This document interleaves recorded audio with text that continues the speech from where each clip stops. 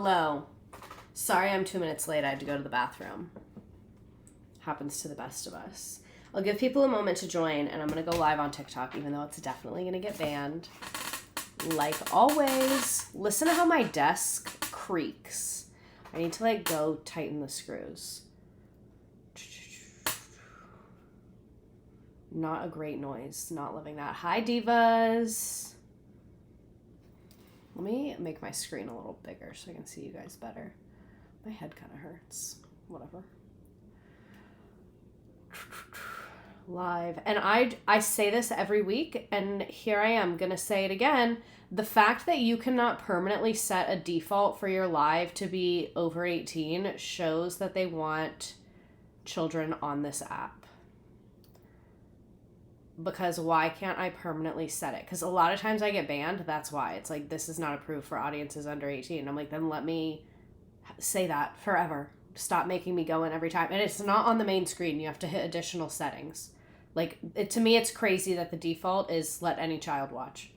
That's insane. That it's reliant on the creator going in and doing it. Because, a lot of creators are idiots. I'm going to include myself in that, too. So you have to click settings. Just scroll down 3 times. It's at the bottom. Then turn it on. Yay. Okay.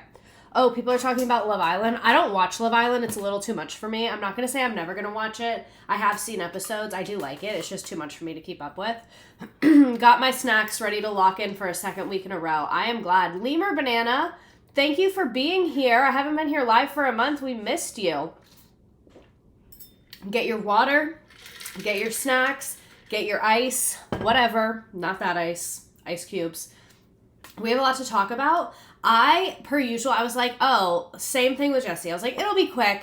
I was like, well, Jessie's been divorced, she's on her second divorce. That was why that was so long. Nope, this one ended up being super long as well. So I'm going to go ahead and try and jump straight into it. It's a little bit cold in here. I'm glad I put this sweatshirt on.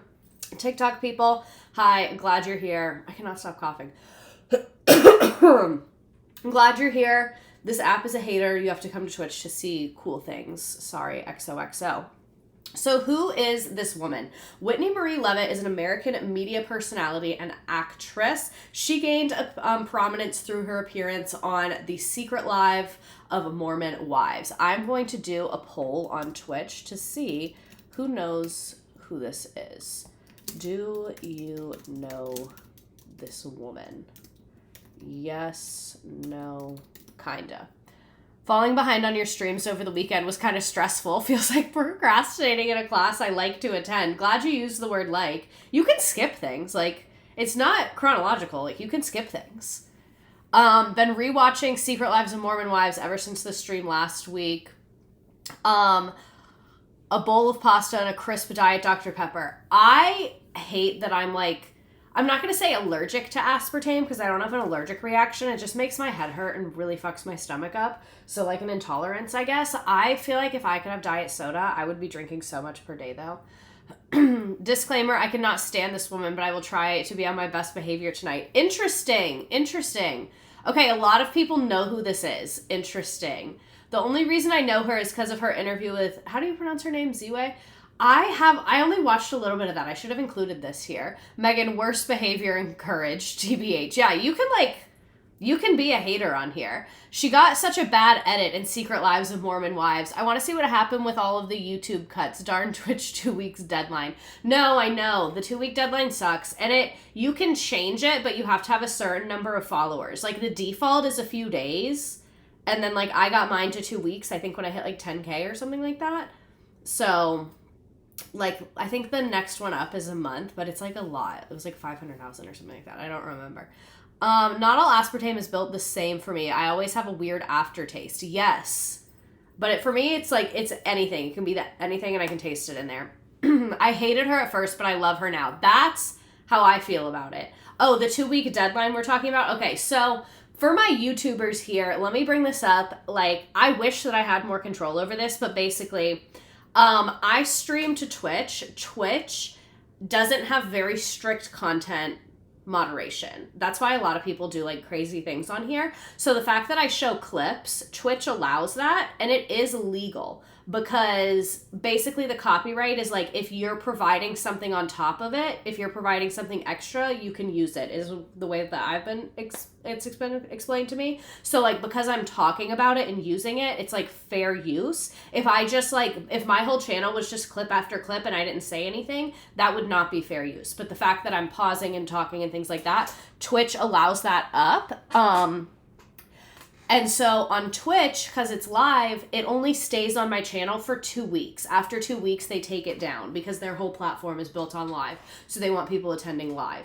So I do download all my lives and I put them on YouTube so that they can live forever. But the problem is YouTube is much stricter. So a lot of the copyright becomes an issue. So when we watch something, it'll get clipped out on YouTube for the most part.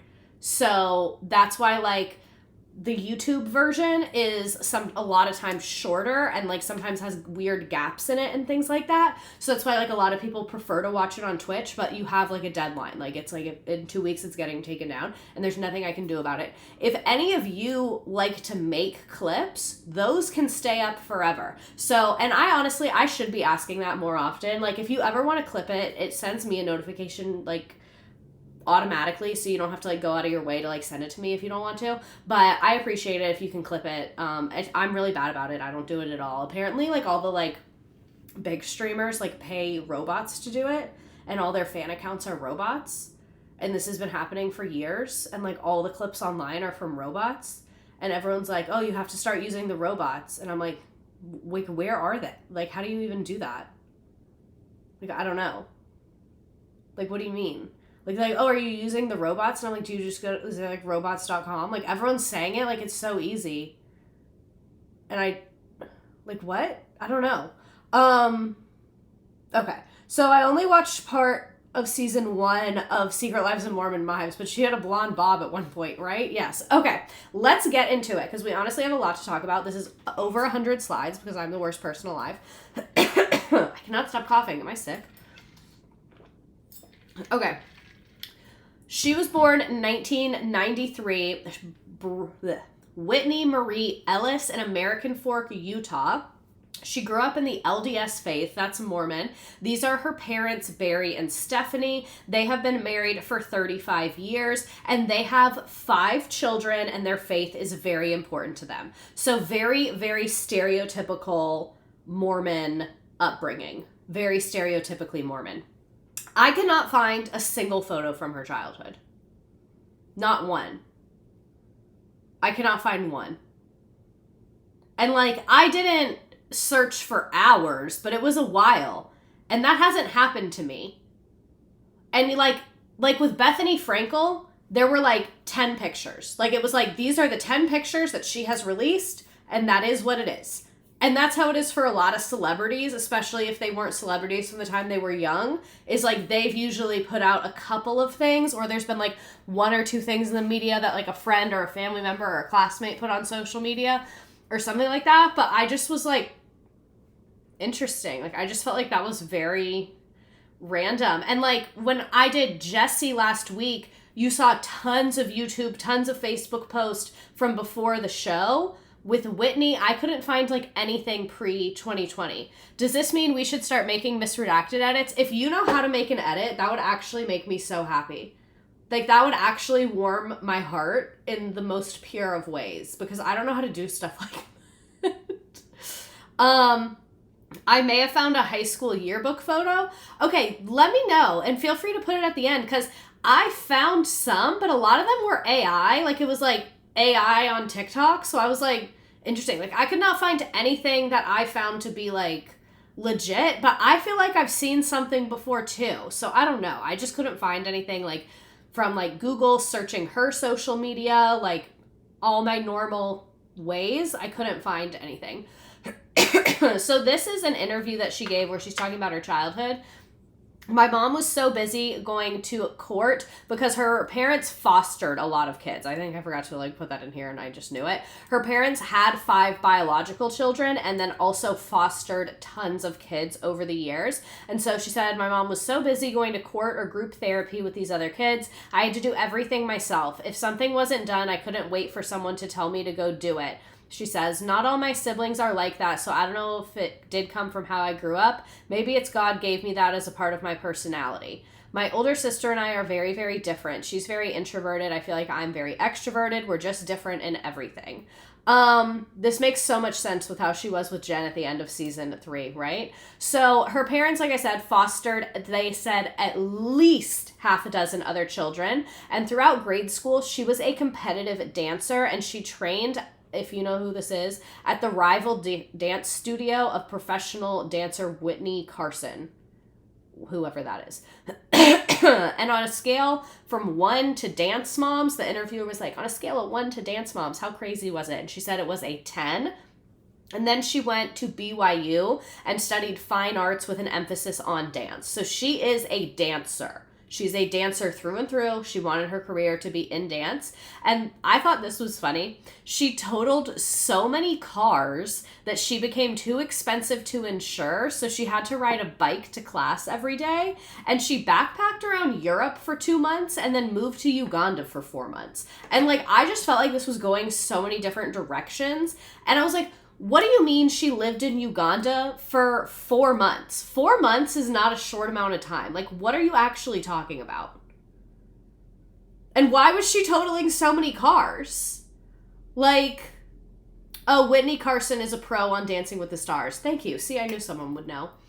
I need to speak with Uganda about this. If anyone has any family or business or knowledge of any people in Uganda that came across Whitney Leavitt, please contact me immediately. I need to speak with you. It's an emergency. All love, but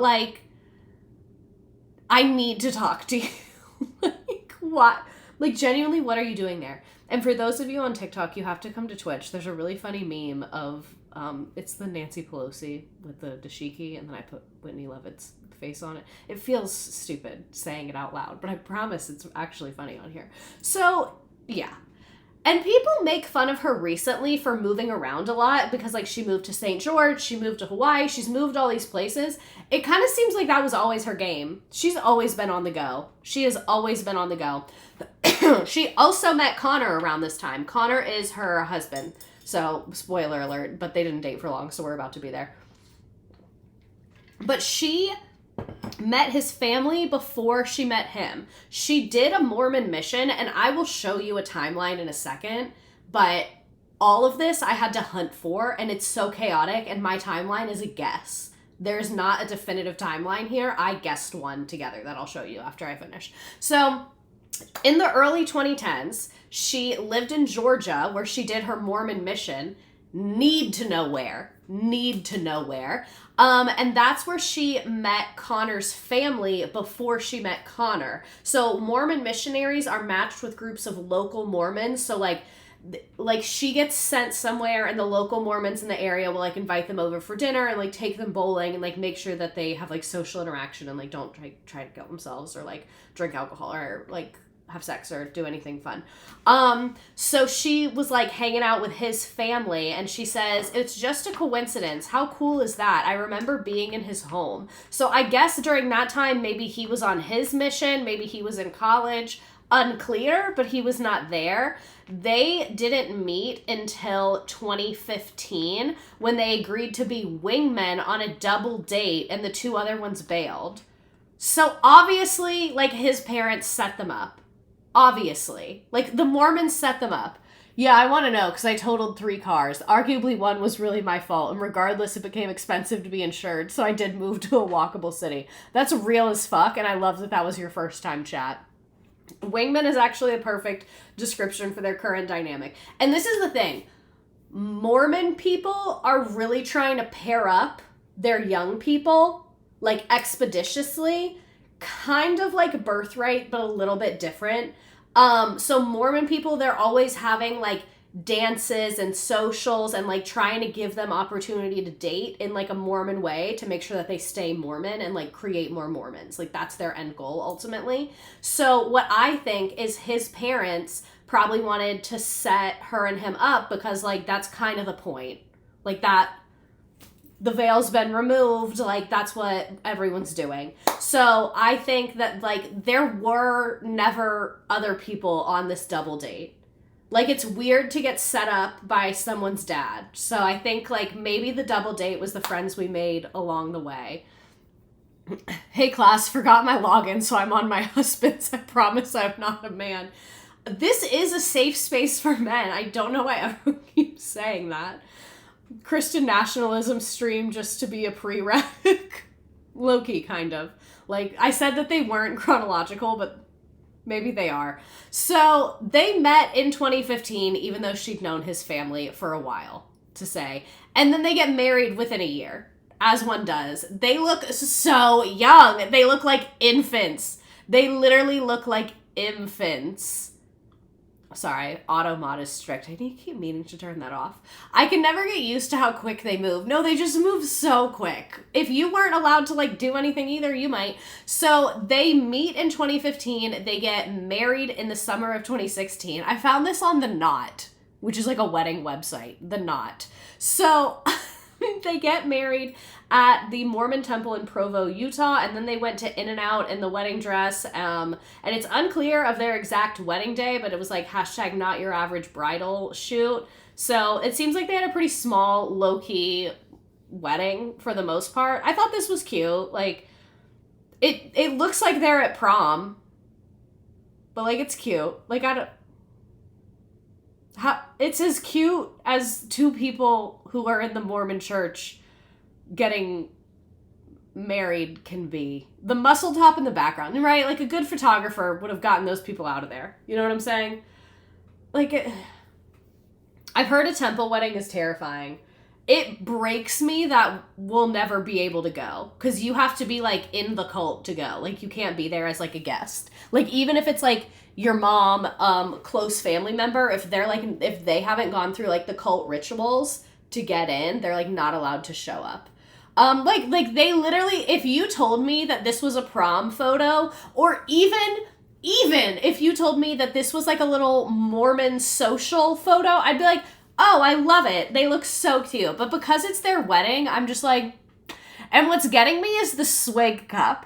And I will say, controversial, I do take drinks from other establishments into establishments. Not like a really fancy restaurant, but like an In-N-Out, I'll absolutely do there. Or there's like a diner that we go to a lot. I bring my coffee from home into there. Like, I think it is kind of out of pocket. So I did notice it because I also do that. Like some teens that went to their aunt's wedding. Yes, it's giving 1950s after the saga. So this is the temple that they got married in.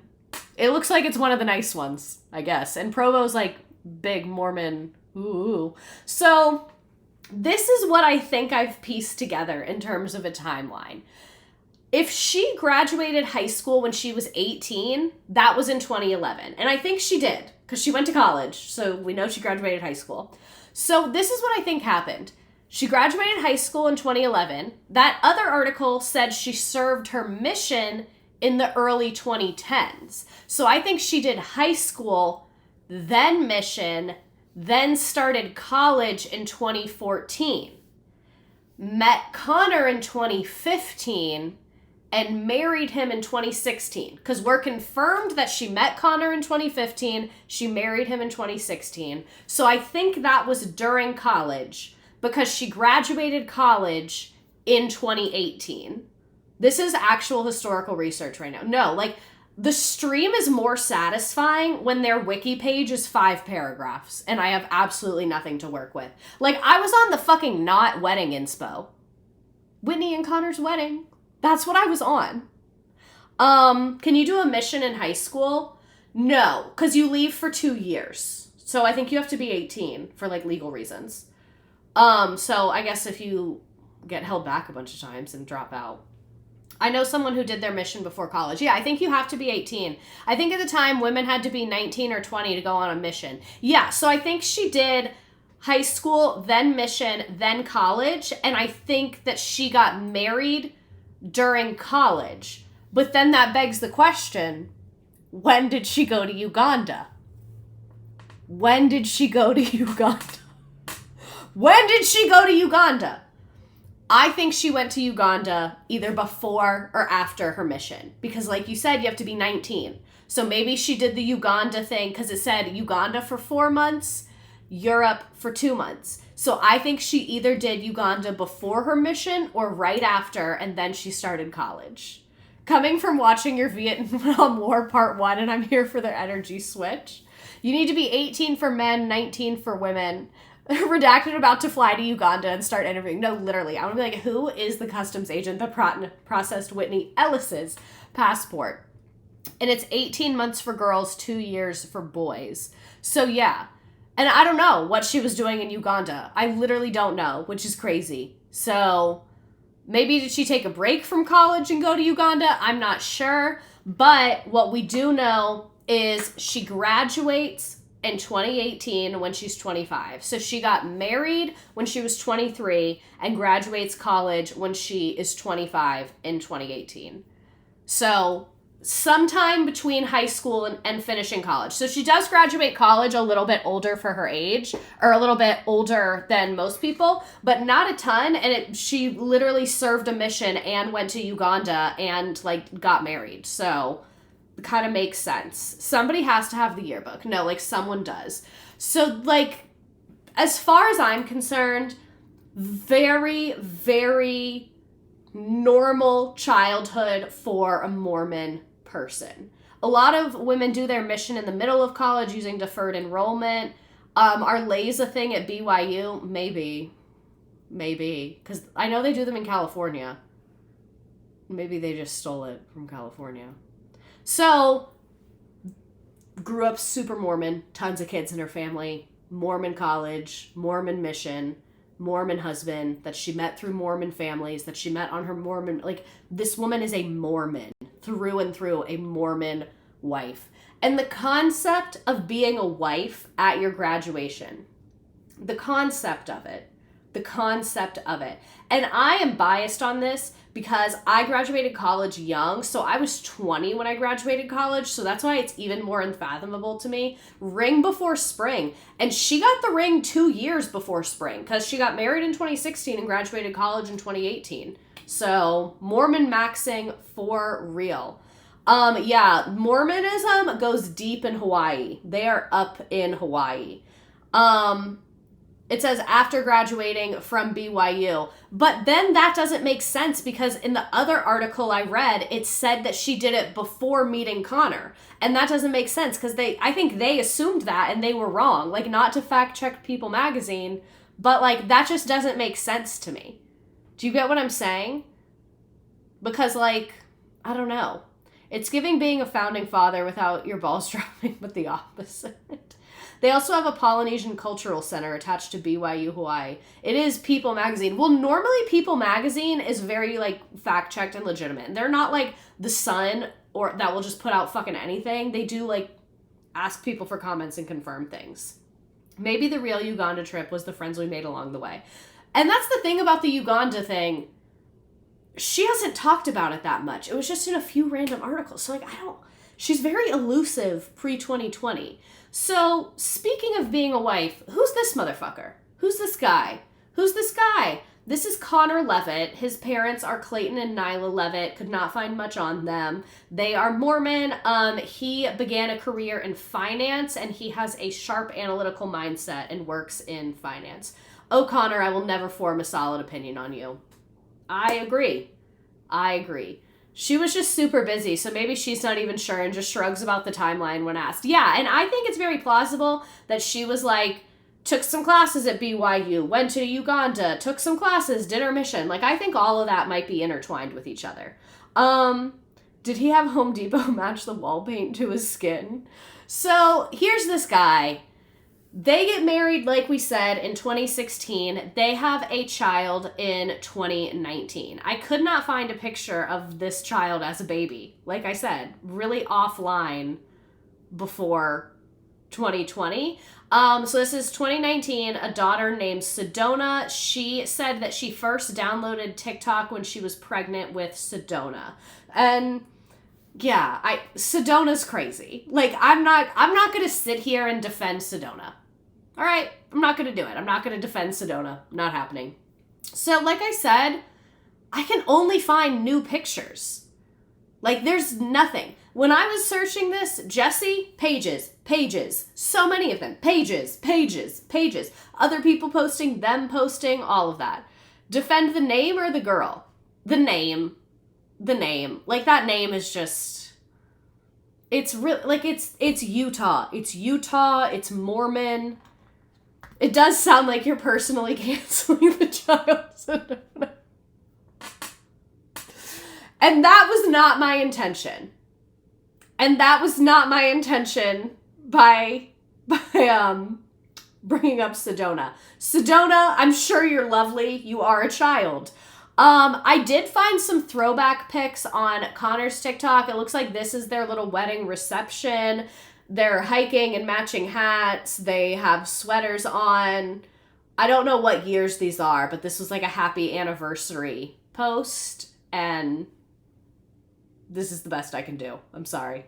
They're elusive people. So it seems like in 2019, she was living a pretty quiet pre-fame life in Utah. I cannot find any evidence of any type of like for pay job, but she was pregnant, trying to break into the entertainment industry, whatever that fucking means, focused on her family. Her husband has a job in finance. Stay tuned. Next week's lesson, I hate this child, and so should you. That's going to be my character arc, unfortunately. So that's what 2019 Whitney is up to.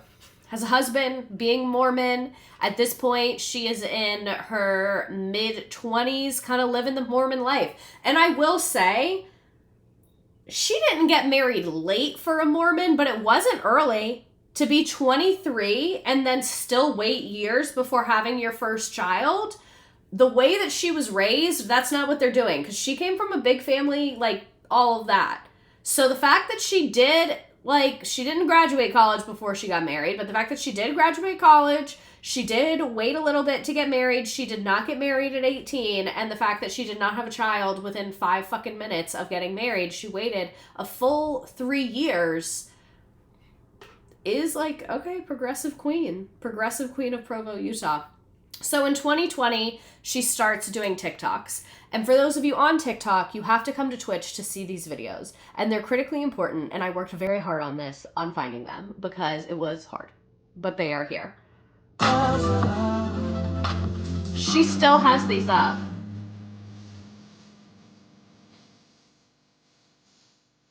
So she's blonde, there's Sedona. This one's cute. It's like them with their little baby. And it was this little ghost challenge. Like, it's cute. Like, she was doing cute 2020 TikToks and just being cute. And then she posted this in 2021. This is also around the time that she is doing the Mom Talk thing, which also started in 2020. She is one of the co-founders, along with Taylor Frankie Paul and Miranda, doing the TikTok dances. And again, she is a dancer. She is literally went to college for dance, did dance competitively all the way through. So this is what she posted in 2021. Don't spoil it. For those of you that know who she is, don't spoil it. But I think this was fucking crazy that I found this. And this was not like someone else posting it. I was just looking at old TikToks of hers and I found this.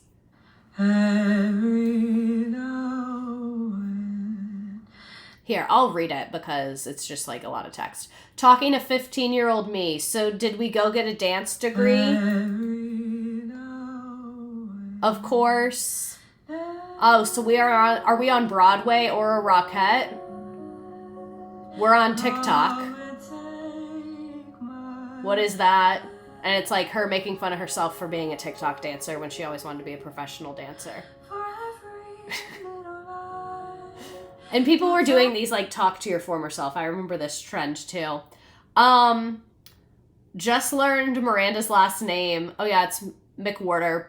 Because I only know these women from the show and don't know them from TikTok. I saw them on the show before I saw them on TikTok. And then they have another baby in December of 2021. His name is Liam. This, you may remember this. This is one of her first, I would say, like, mega viral moments. And it's not good. It's not good. Here it comes. So I'm already laughing. So what's important to know is that this kid ended up being fine. Like, I just want to say the kid is fine. It's years old. The kid is fine. And so she did post a dance video with her sick infant in the hospital.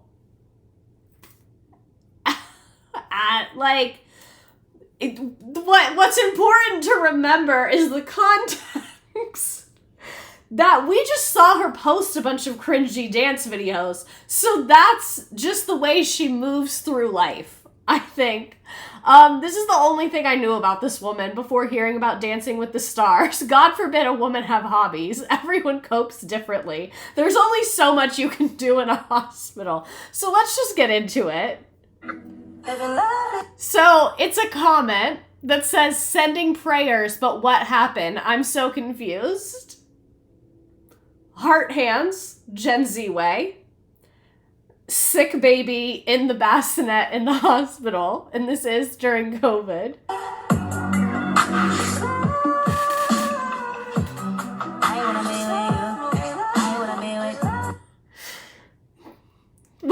We're gonna run it back. We're gonna run it back. Lil Lee was taken in because of low oxygen. He tested positive for RSV. She's hitting it too hard, and that's the real issue. Waiting for him to breathe better on his own. So, like, it's not good. It's not good. But what I will say, and someone mentioned this in the chat, let me find it, not a mask in sight. When her family came to one of the Dancing with the Stars, I showed my future brother-in-law, and he said, so which one of these kids had RSV and would not shut up about it every moment she was on the screen? That is the kid dancing with his dying grandpa in the background walk so she could run in the Urban Outfitters Nirvana sweatshirt. I forgot how bad it is. Like, it is really bad. And then later she was basically said, like, it's bad. Like, it's bad. I'm not going to defend it, but I do want to explain what happened for historical reasoning. She basically said, like, one, you saw the earlier videos. Like, this is what she does 24/7. It's moments of normalcy and the tragic, literally. And she said that for, like, 2 days, it had been very touch and go and very, very, very scary. And then this day, he was off of the machines and starting to breathe a little bit. But like she said, waiting for him to breathe better on his own. I think they were, like, taking him off the machines, then putting him back on to see how he was doing. So she said, like, as a mother, she's so happy that things are improving. So, like, this is what I will say. Is it evil to dance while your baby's in the hospital? No. And, like, let's keep in mind, she's freshly postpartum. Moving your body is good. Dancing is good for your health, especially if she's happy her son's doing better. The issue lies in filming it and posting it. That's where I am. Yeah. He has slightly improved. Bust out the ring light. Even for a video I've seen before, it's one of the funniest videos you've ever shown. It really is. It really is. They want her to be Mother Teresa. Like, they want you to be Mother Teresa. So you can't do a little dance while your son has RSV while he's in frame? What's the problem?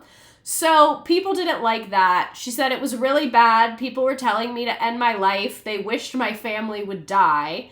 Noting that she did take down the video. I felt like I completely lost control to clear up the context of everything of why I made the video and what reason motivated me to make the video. Definitely would have been done better on a private Snapchat story. Exactly. So,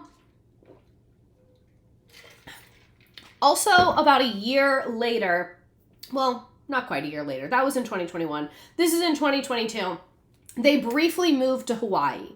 This is when the Mom Talk swinging scandal came out. So for anyone that watches this, basically one of the ladies that she was making TikToks with went on TikTok Live and we were like, we're all swinging with each other. We're all swinging. We're all swingers.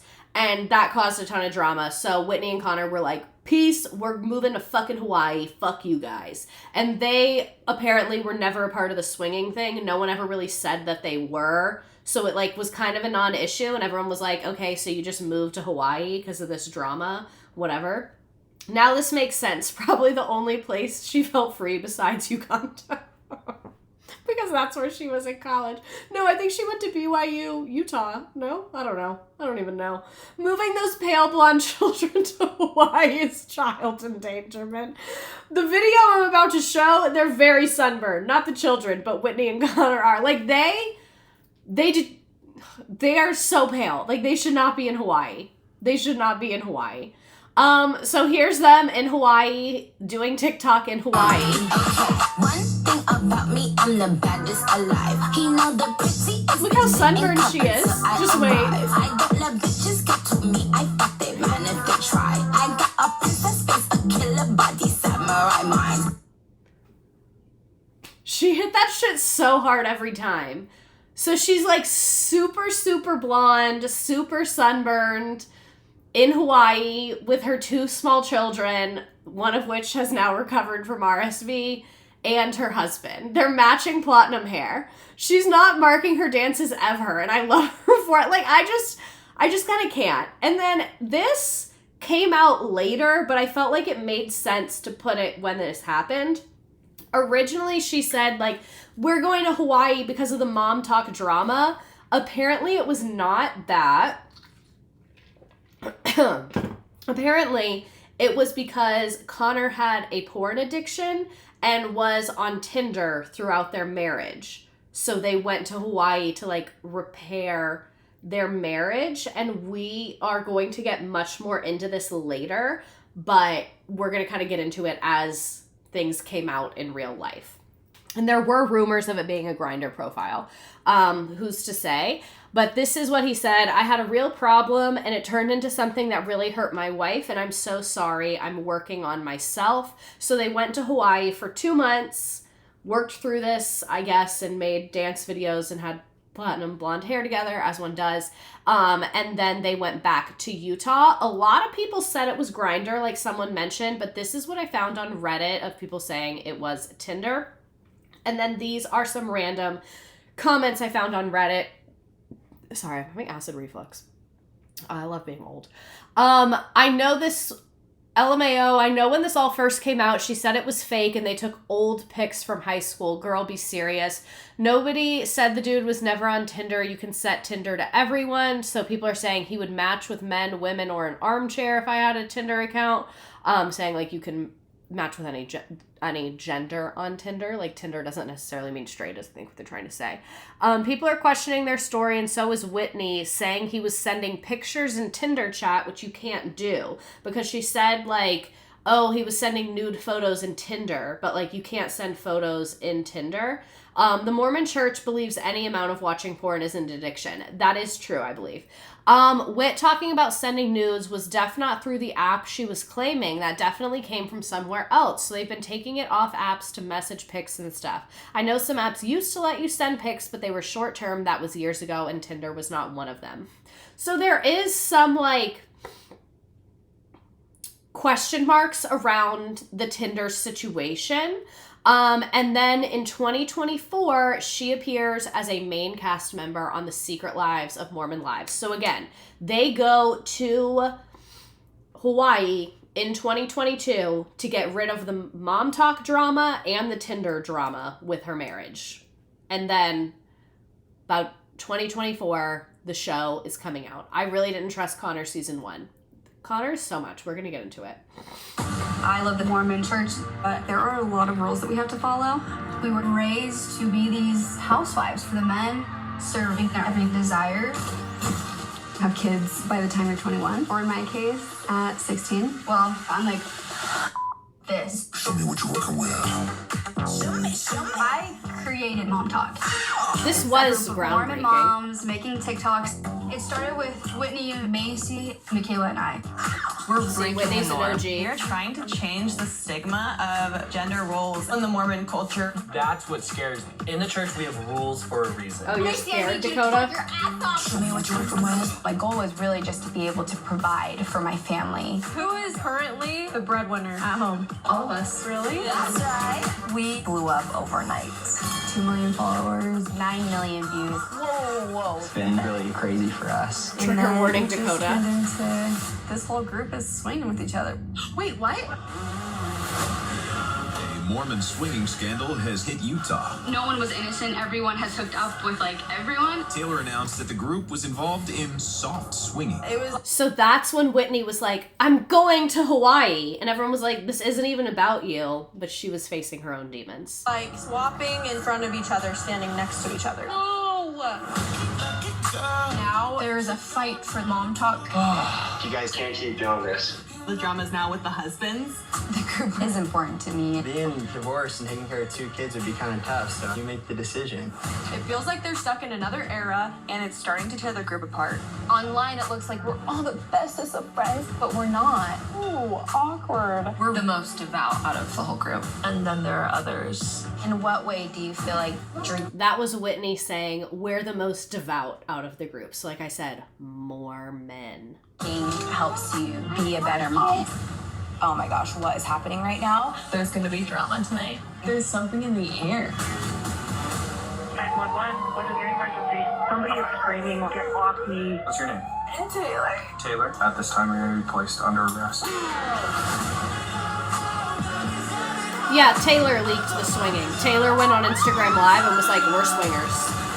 It's not really leaked, I've just said. There's so many secrets, there's lies, gossip. Sometimes fights are necessary. The gloves are off, baby. Your hurt was so bad. I'm done. I'm out. Can the group even survive this? There's a whole story that we literally haven't told So Mormon, anyone. she had to go to Hawaii to avoid swinging allegations. When the biggest drama was swinging and drinking. So Whitney season 1, this is the same thing. This is from like a fan wiki website, but it's like kind of AI-y, so some of it's weird, but I watched the show and I read through it and deleted a bunch of the weird stuff, so hopefully it makes sense. So, season 1, Whitney is returning to Utah after spending time away following the controversy involving Connor. She immediately makes it clear that she does not want to be associated with the swinging scandal and questions if Taylor should be the face of Mom Talk. So she is Taylor's biggest critic, and things escalate because Whitney skips Taylor's baby shower, and then like Taylor's mom calls Whitney. It's really weird. And many of the women view it as a snub, but Whitney says she's protecting her peace. So, not great. This is season 1, episode 2, where they talk some about what happened with Connor. Hi. Hi. Come on in. Oh my gosh, you look so cute. You look not. Hello, guys. Okay, so what's going on? Whitney, did you say you had something you want to talk about? Yeah, there is. I really want this Mom Talk group to survive. It's my life right now. It's what makes me happy. I look forward to it. These are my girls. I want to do anything and everything I can. She's to so keep this group Mormon going. here. I don't want there to be any more secrets between us. I don't want another scandal. So I'm ready to tell the truth. I'm anxious. I'm anxious. There's no way I'm able to do this. There was a rumor that Connor was on Tinder. I don't know if you guys remember that rumor. Yeah. Of course you do. Yeah. Of course you do. And I lied about it because I was embarrassed. Aw, I feel bad I didn't for her. even know it was true until I confronted Connor. And I went to him like, look at this joke. There was more to that. He had been struggling with a porn addiction, and I didn't want to say anything. I didn't want to come out because I just feel like there's a whole story. You know, there's a reason why people do certain things, and I think he was just confused I literally said, I was like, this does Interesting not word happen. Like, choice. this isn't something that happens to me. I literally haven't told anyone. It's just something that we're working through. Can I ask, Yeah. did it go further than Tinder? No, he never met up with anybody. How long had it been going on? Like our whole marriage. Oof. My first reaction to hearing about Whitney and Connor, jaw on the floor. Confused, right? Yeah, like full-on conversations with women and pictures and all of this stuff.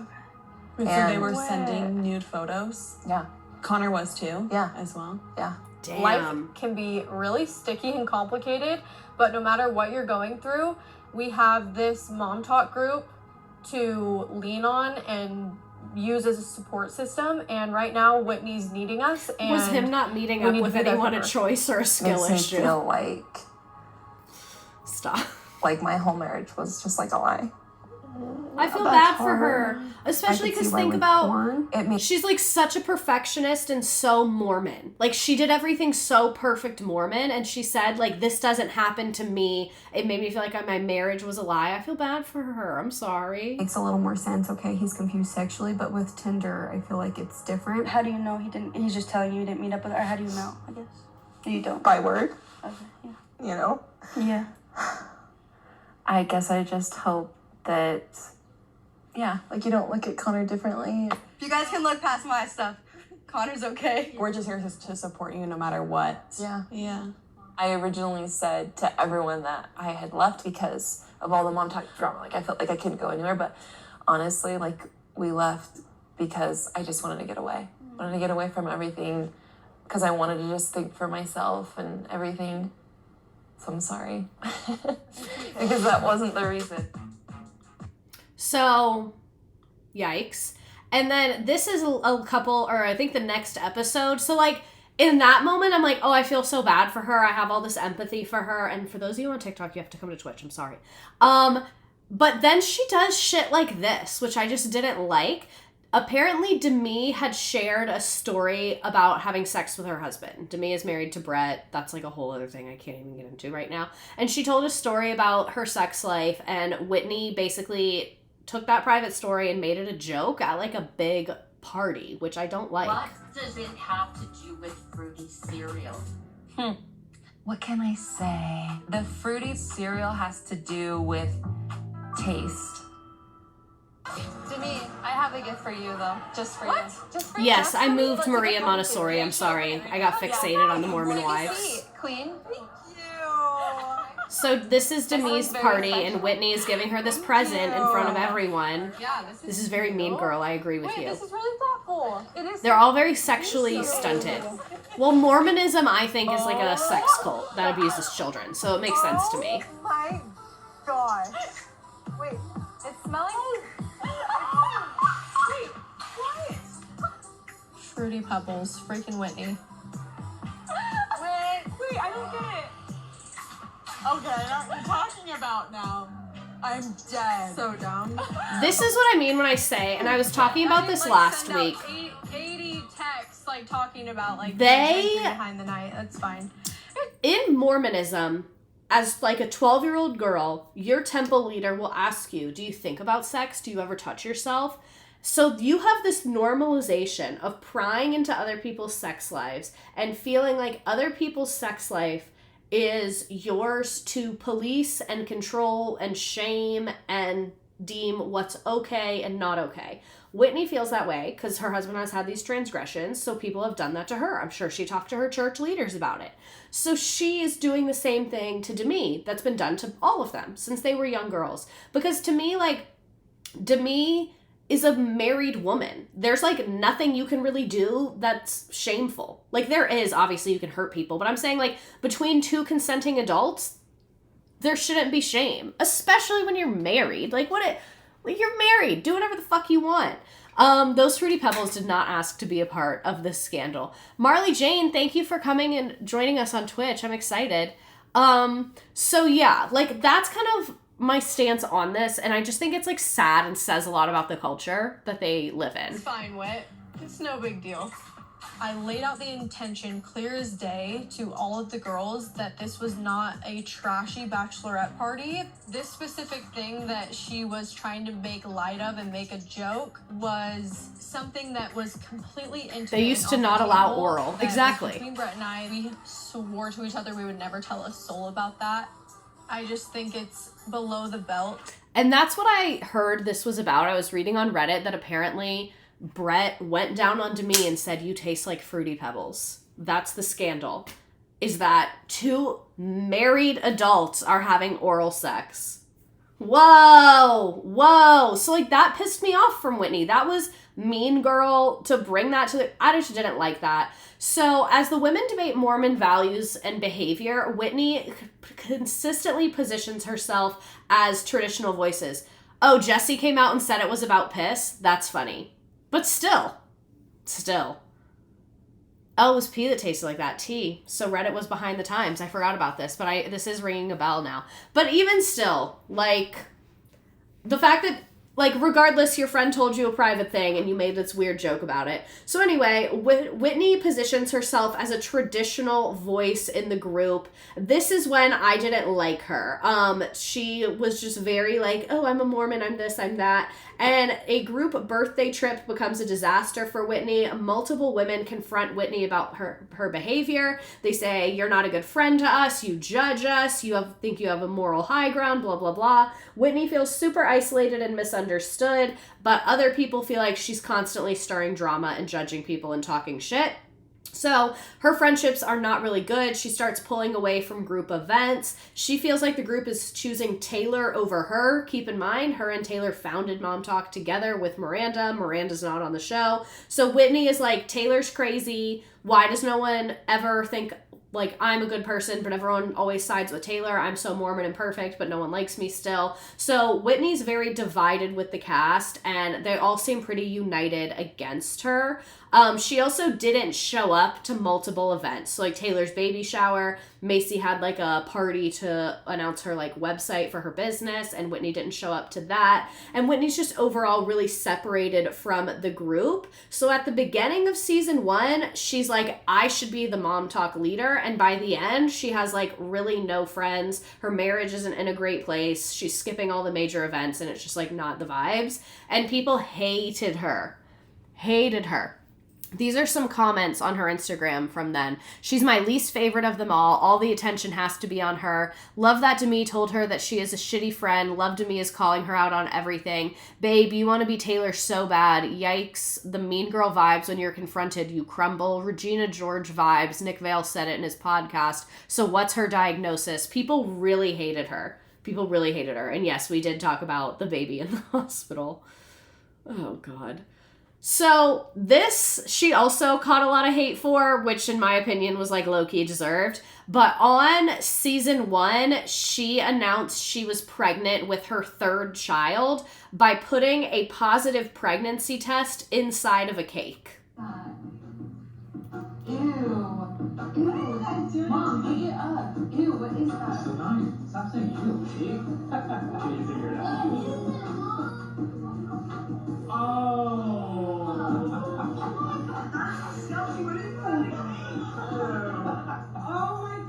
That is a pregnancy test. And she confirmed that her family did eat the cake, and she said she Cloroxed the heck out of the pregnancy test. She didn't even wrap it. That's disgusting. No, it literally is disgusting. And then Clorox in a cake, that's not good. Like, she thought of this, executed it, and thought it was fine, and then they all ate it. Like, this was her biggest crime, in my opinion. This was her biggest crime. Like, I'm trying to think, you could have done this in so many other ways. Hey, girly, that's a biohazard.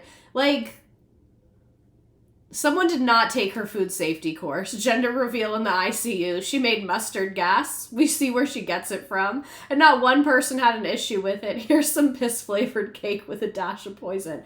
Listen, after we all just found out that the Demi thing was piss, maybe Whitney was like, fuck it. Let's normalize it. Congratulations, it's a disease. This is something I'd expect a 14-year-old to do and think is funny. My God. She had toilet paper stuck to her heel. I know, I saw that too. She was like coming out of the bathroom with toilet paper on her heel. It was rough. Season 1, she got a rough edit. Rough edit in season 1. This is what she posted right after season 1 aired. I think I'm crazy.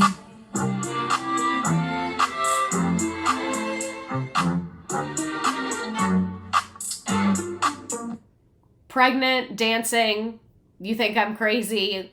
She don't give a fuck. And then she posted this in 2024, also after season 1. Hey TikTok, get to know me while we do my makeup. You may recognize me because of my dances on this app or dancing with Connor, maybe some other things. My parents were foster parents, so I grew up, and we're Mormon, so I grew up with a really big family. We're Mormon. I danced at a competitive studio. You guys, I would dance like 40 to 50 hours a week. It was literally my life. I've been married for 7 years now. I have a baby girl who is 4 and a baby boy who is 2. And I'm trying for baby number 3 right now. If you follow me on Instagram, you'll recognize that I've been like majorly getting into cooking. I've been getting into it so much that Connor and I have been talking about buying a homestead, like having a milking cow, chickens, maybe some horses. I've never even milked a cow, but it's something that we want to do. I don't drink alcohol, and a lot of times my friends think it's because of my religion. But honestly, if I wasn't LDS, I don't think I'd even drink it. Perfect timing, my maid just arrived. I just came back from California because the reason I was in California is I was doing a lot of acting gigs out there. Excuse me, can you please be quiet? Oh, are you filming? Okay, we had to skip to the final look because my maid wouldn't stop talking to me. Love you guys. Oh, Whitney. And this is also when season 1 aired, she announced that she is leaving Mom Talk right before season 2 starts filming. So season 1 is airing and she's like, I'm done. So at the conclusion, Whitney announces she is deciding to leave Mom Talk and focus on her family. I want to focus on my family. I want to focus on what I want our future to be. I want to focus on my homestead. And like I said, she missed Macy's event and just like basically stopped engaging completely. Maid kills me. Yeah, that was another one of the women on the show. She's just joking around. And then she shows up to Michaela's birthday party, even though Michaela, like, fucking hates her. And she pulls Macy aside and says, I will say I'm upset, and, like, basically tries to talk to her. And Macy says, I will say I'm upset. I don't expect a lot from any friendship. This is one thing I did expect. Just to say, hey, I want to tell you I'm supporting you. It felt selfish to me. I try so hard to support you. I feel like, especially during everything, and I've tried to have conversations, stand up for you and defend you because I do love you. And the one time that I need support, you're just not there for me, which is true. Like in season 1, Macy was really nice to Whitney and like defended her on a bunch of occasions when everyone hated Whitney. And Whitney says, I just wasn't in the space. I needed to separate myself from everyone and everything. And the conversation ends super uncomfortably. And in a confessional, Macy basically says, I don't think Whitney cares. Like she's apologizing because she wants to come back, but I don't think she cares. I want to be surrounded by people who are supporting and uplifting me. So that's why I'm taking a step down from Mom Talk, Whitney says. I think Mom Talk is better off without Whitney. She gets a lot of views and attention, but I don't think we need her, says Michaela. Michaela fucking hates her.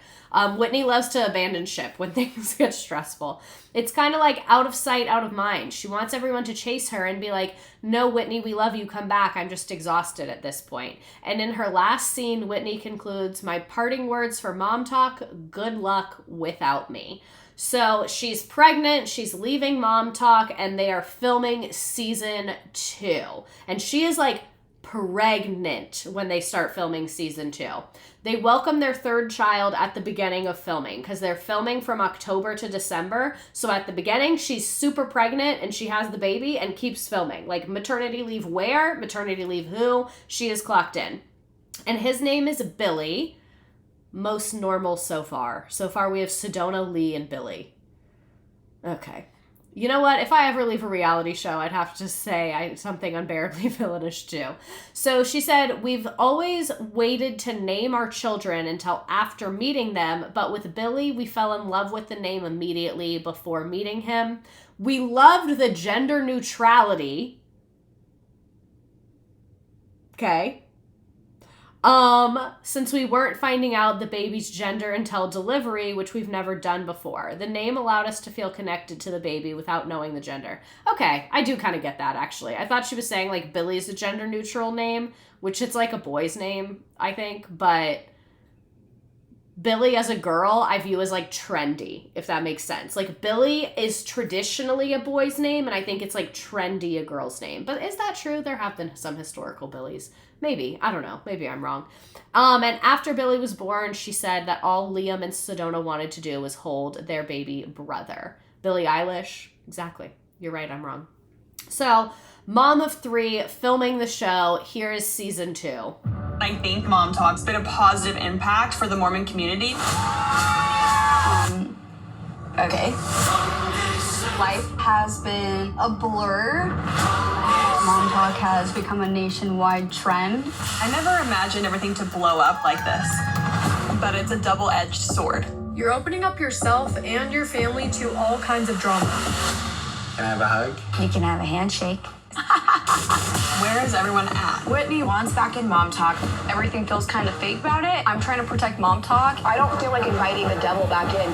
I think everybody just needs to get the freaking stick out of their... Anyone that comes in at this point is clout chasing. What the hell? Is that Miranda? Oh my god. Miranda is Taylor's ex-best friend. I'm going to set the record straight on the swinging scandal. Oopsies. It's gonna get messy, for sure. How is everything going with Dakota? Things are just getting worse. I do worry about Dakota's sobriety. All I wanted is a family. Things for Zach and I have been pretty rocky. This is our marriage. This isn't a game. I think this is going to be a little intense. You announced we were swingers to the whole universe. What do you do? What do you do? No one had sex ever, period. What the Who's lying to us? Hey, don't touch my wife. Oh, this is crazy. He's a psychopath. The police are here. Mom Talk is turning on each other left and right. Things went down in Italy at Vanderpump Villa. She has a cease and desist to keep her from talking about it. If she comes at me, I will absolutely dominate. Me too. You're manipulative and you know it. I really think she needs to get over herself. That's good. It's going to destroy the group as a whole. Will you please cut the camera? I can't do this. The show must go on. Yikes. So Whitney returns. She had left Mom Talk, and now she says, I'm back, and she has her 3rd baby really early on in filming, and again, takes no time off. Whitney avoids that Halloween party drama that we talked about last week. If you don't know what I'm talking about, don't worry about it. It's really not relevant to this. And one of the biggest surprises is Whitney starts to grow a close friendship with Demi. So, like, kind of stupid, because Whitney is trying to get back in the good graces of Mom Talk, but, like, everyone hates Demi right now, so, like, how is that going to be your entry point? So it's still divided, but now she's friends with Demi. And she was trying super hard. Whitney takes on more of a supporting role. One thing, I think this was in season 2, Jen is really at a low point, and Whitney, like, goes to her house, cleans her house. Like, Whitney, you can tell, is really trying to be a good friend in season 2. I think she heard the women when they said, we feel like you judge us, we feel like you're not very genuine and you don't actually care. And it seemed like she really was just, like, trying to be there for them and support them. And she wasn't really so much of the villain anymore, and Demi became more of the villain. I think that's why she was being nice to Demi, because she was like, I remember when everyone hated me, and they still gotta do. Like, I'm here for you. You've got cereal, I've got a cake. Demi, let's team up and piss all over these other ladies. And although the relationships have improved, Whitney is still not fully accepted, and Michaela fucking hates her. Michaela hates her so much, it kind of kills me. More of Whitney's home life is shown. Her marriage to Connor is a lot more stable than it was in season 1, and she's really focused on motherhood in season 2. And as friendships fracture, she again sticks with Demi. Whitney continues defending friendships. She's still being criticized, but not nearly as much as she was in season 1. And by the finale, things are kind of normal. Not everyone loves her, but she's no longer isolated and being the villain. Now everyone hates Demi. And then during the season 2 reunion, this is really upsetting. Like, just to give a heads up, this is really, really sad. Just trigger warning, everything. During the season 2 reunion, her husband Connor opens up about the fact that he was sexually assaulted as a child, and it was hard to find like a clip of this. So the one that I found, there's some background noise because it's like someone on TikTok filming their TV. So it's like not the highest quality clip in the world, but it really was just like his words, which I felt like was important. Being my therapist and my family when I was a little boy. And this was filmed in season 1 and didn't air, and then they aired it in season 2 and talked about it more on season 2. Being my therapist and my family when I was a little boy. I was raped. And when I was finally honest with that emotion and that memory, everything made sense. The validation I needed, I hate that I did that to you. But I'm so proud that I was able to be honest with you and start working through some really, really hard stuff. Hey, Mommy. I feel like it script and like turns me into a victim when in this scenario I'm not. These were actions I took. I had a real problem and it led to something that really hurt my life. See, sorry about the I'm noise. so sorry. Listen, I'm so sorry that happened to you, and I just want to acknowledge how brave you are for opening up about this. Obviously, it's very difficult, and you, Whitney, as well. Obviously, seeing you being there for Connor, it's so sad to hear that story, but just really proud of you both for being able to share. How are you doing, and how are you feeling now? I want to thank everyone here for the sensitivity around the topic. I don't trust myself or my emotions when talking about this. So I wrote a few things down, if that's okay. That was a very difficult part of my past. And something I've worked hard to heal from.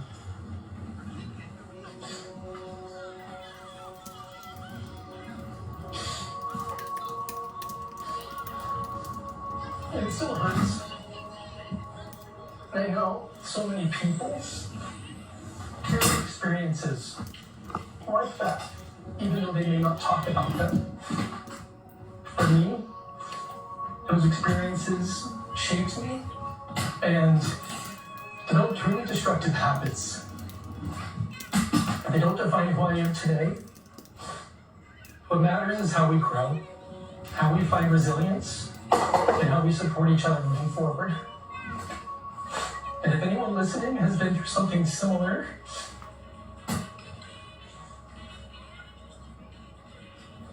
I want you to know, I'm sorry. Healing is possible, and your story doesn't end with what happened to you. I thank you for the time. You have a lot of people there. Yeah, a lot. I'm so Even though they may not talk about them, for me, those experiences shaped me. Why are you crying? Sorry to this woman whose child is literally terrorizing her, but that's the only clip that I could find. Incredibly, incredibly, incredibly sad. So basically what he's saying is like, he went through this assault as a child. He had repressed those feelings, and he's saying that's what led to him seeking validation on apps and sending the pictures and stuff like that. And then he said in the show, this part was when that lady's kid was like freaking the fuck out, so you might have not heard it, but he basically said, I'm conscious of the fact that I don't want to turn this and just be where I'm the victim because I did something to hurt you as my wife, which I do really admire him for saying that, because I think like it could be really easy to just be like, kind of take any accountability off of yourself because this horrifying thing happened to you. I think that would be like really natural thing to do. So the fact that he still was like, no, I need to take accountability for my actions and what I did to my family as a husband because I didn't deal with my feelings and my trauma, I think is like really commendable. And that's something I would say, like, I really did not like Whitney at the beginning of this show. And I will say it seems like her and Connor have changed a lot over the last couple of years, which I think is really admirable. So he basically said that after going through therapy, he realized that his pornography addiction and the cheating scandal came from this situation. And they like took a break from filming, but the cameras were still rolling. Taylor stood up and hugged him. And Michaela also said that like she had gone through the same thing. They had a really beautiful moment together. And what he said to Taylor was, honestly, your vulnerability and your ability to not hold back about what's going on in your life gave me a lot of courage and strength. Like, it kind of makes me emotional because, like, I think that it was really admirable of him to do this. And I think that we know that sexual abuse is rampant in the Mormon church. It is so rampant in the Mormon church. And I think people really by default think about how that affects girls and women, because it does predominantly affect girls and women, but it does not only affect girls and women, and predators do go after young boys, and the vast majority of predators going after young boys are grown men who identify as straight. That is statistically true. The vast majority of predators who go after young boys do not identify as gay, do not identify as LGBTQ of any kind. They identify as straight men. Lots of them are married to women. And so I think for him to share his story is like really inspiring, and like that would just be so hard. Like I can't imagine having to process that on a national stage like that, and then to have cheating on your wife be the thing that like launched it. It's like a lot, because it's about power, not gender. I feel like very few men are brave enough to confront this. Imagine doing that emotional interview and then it doesn't even get aired, and all the backlash after season 1 aired. I do think about that too, because like, ooh, reality TV is tough, and I think that context was important, and I don't like that they didn't air it. I think this is an excellent example of an explanation with a true apology. They stopped fighting their past and embraced their futures, as corny as it is. Yeah, it really is. And so this is kind of like a weird transition, but someone had brought it up earlier, and I wanted to bring it up because it's something that gets talked about a lot with his cheating scandal.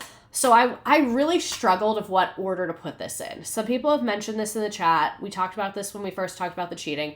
Lots of people said that it was Grindr and that he was gay. I wondered if I should put like when he came out about the sexual assault that happened to him, like where in the context of people talking about him being gay. But I just felt like the sexual assault, like I wanted to put it as early as possible because he was vulnerable about it as early as possible. So I just wanted to like put it in here before we got into the public speculating, because I also didn't want you guys to like make jokes about him and then be like, oh, this horrifying thing happened to you sexually as a child, and we were just making fun of your sexuality and the way you present yourself. Like I didn't want it to be that, or for me to like bait and switch you into making fun of someone. That whatever. So that's why I put this here, and that's why it's kind of this weird left of talking about this assault and then going to talk about his sexuality. But because the sexuality came out with the cheating, it just kind of is all intermingled together. Child sexual assault is the reason that the Mormon Church distanced itself from Boy Scouts, so they could pin the lack of safety on Boy Scouts and pretend they didn't enable Mormon men to abuse Mormon boys. Ooh, interesting. I didn't know that. Like, I think I probably had heard that, but I hadn't thought about it in that sense. So there's been a lot of gay husband allegations. This is from 2025. So this is from after he spoke about his sexual assault and cheating and all of that.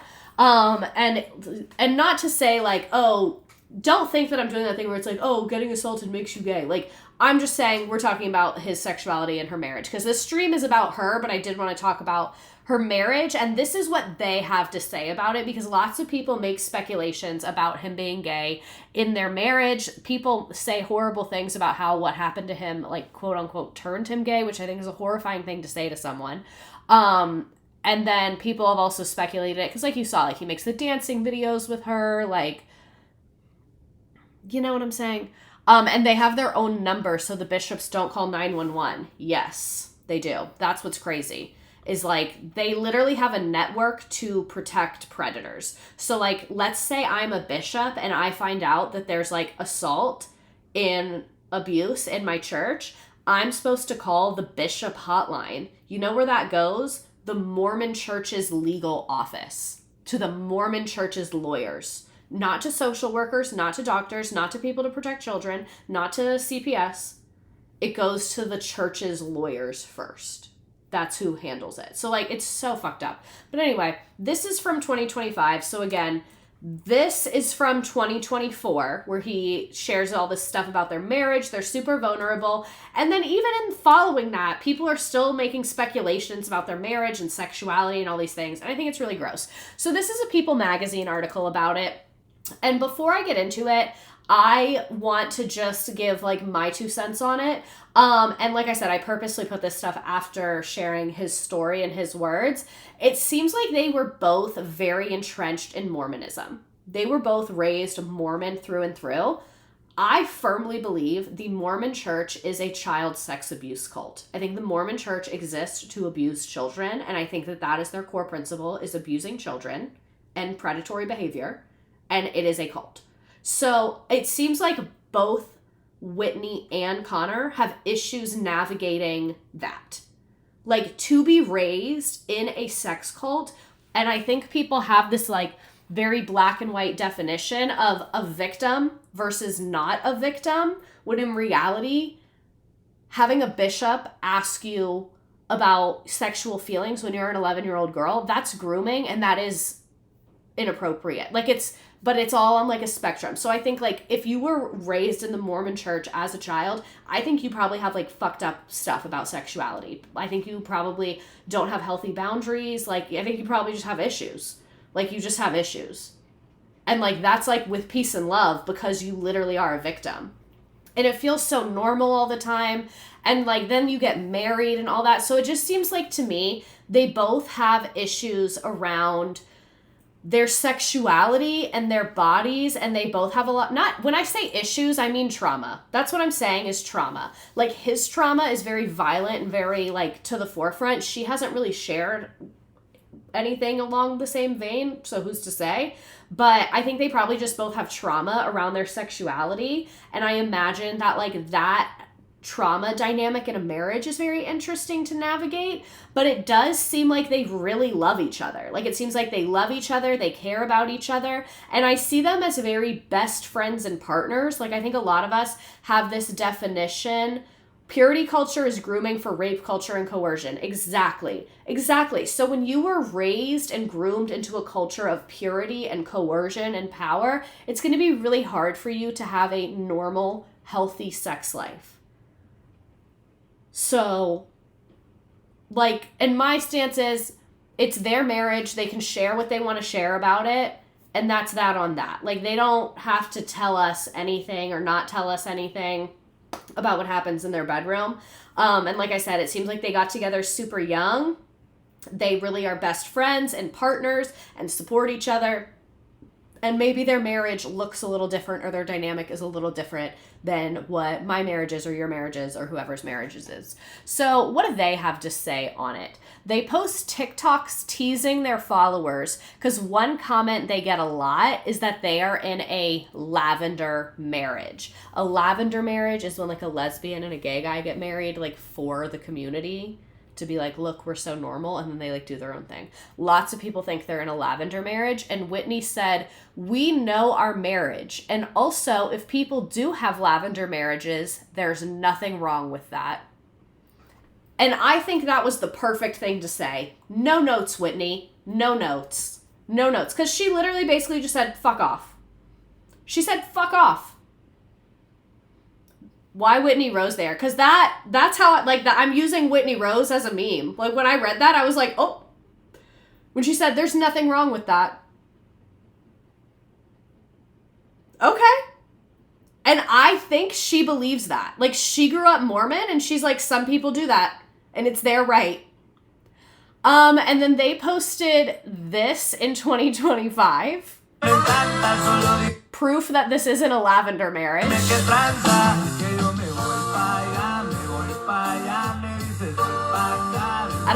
I'm not sure what this is supposed to be proving.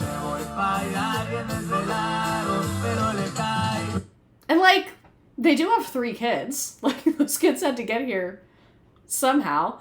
And then this is more of that People magazine. I have a family, Connor and I, we know what's real. And so I can go to sleep at night knowing that I'm with the love of my life, my best friend, and he knows me and I know him, and what else really matters. These people don't know who we are. Though the viewers of the show have pushed theories online, Whitney maintains that these opinions come from their idea of her being a character on TV. But wait a sec, I'm like the life of the party, I'm so fun, let's go to the club, that's just who I am. And I hate that you didn't get to see that, but that's who I am. But I'm confident and grounded in knowing I have people in my corner that know that. Whitney may not be worried about viewers' unsolicited thoughts on her marriage, but she admits it's harder to ignore when other Mom Talk members feed into the speculation. I feel like the only time that it really hurts is when the other women in the group would make videos scrutinizing it. I thought it was very inappropriate and incredibly unprofessional, and it was just for them to get views and clout, and great, you got that, your 5 minutes of fame on that. People will like make fun of her. But again, if you were just to follow Connor and I around all day, we know what's true. We're the life of the party. We're so fun, so it doesn't bother us. I think they could have ended up with each other. LMAO, their sexualities are just each other. That's what I mean. Like, their vibe and their dynamic, clearly they seem happy together, in my opinion. So who am I to say? They kiss. They obviously love each other. She said, we be doing more dancing than with that smooch at the end. Like, yeah. This distracted people from the NICU TikToks. They probably leaned into it. Yeah. I agree. Like, I think she thinks it's funny. I think they might be trauma bonded together. I don't fucking know. I don't know, man.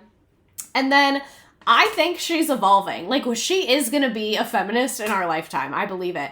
So they welcome, like we said, they have a third kid, and this is what she said about it. He's adorable, no flaws. He's perfect in every way.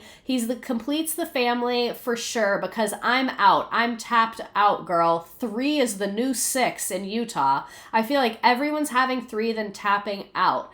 She continues, noting that while her parents' generation was inclined to raise families of 5 or 6, she's less inclined to in this economy. I feel like more women are working and pursuing their careers. Yes, Whitney. Yes. That would be really hard to balance with also having your husband pursue a career, I think, having more than 3. But it's been crazy, but also a lot of fun. She is so close.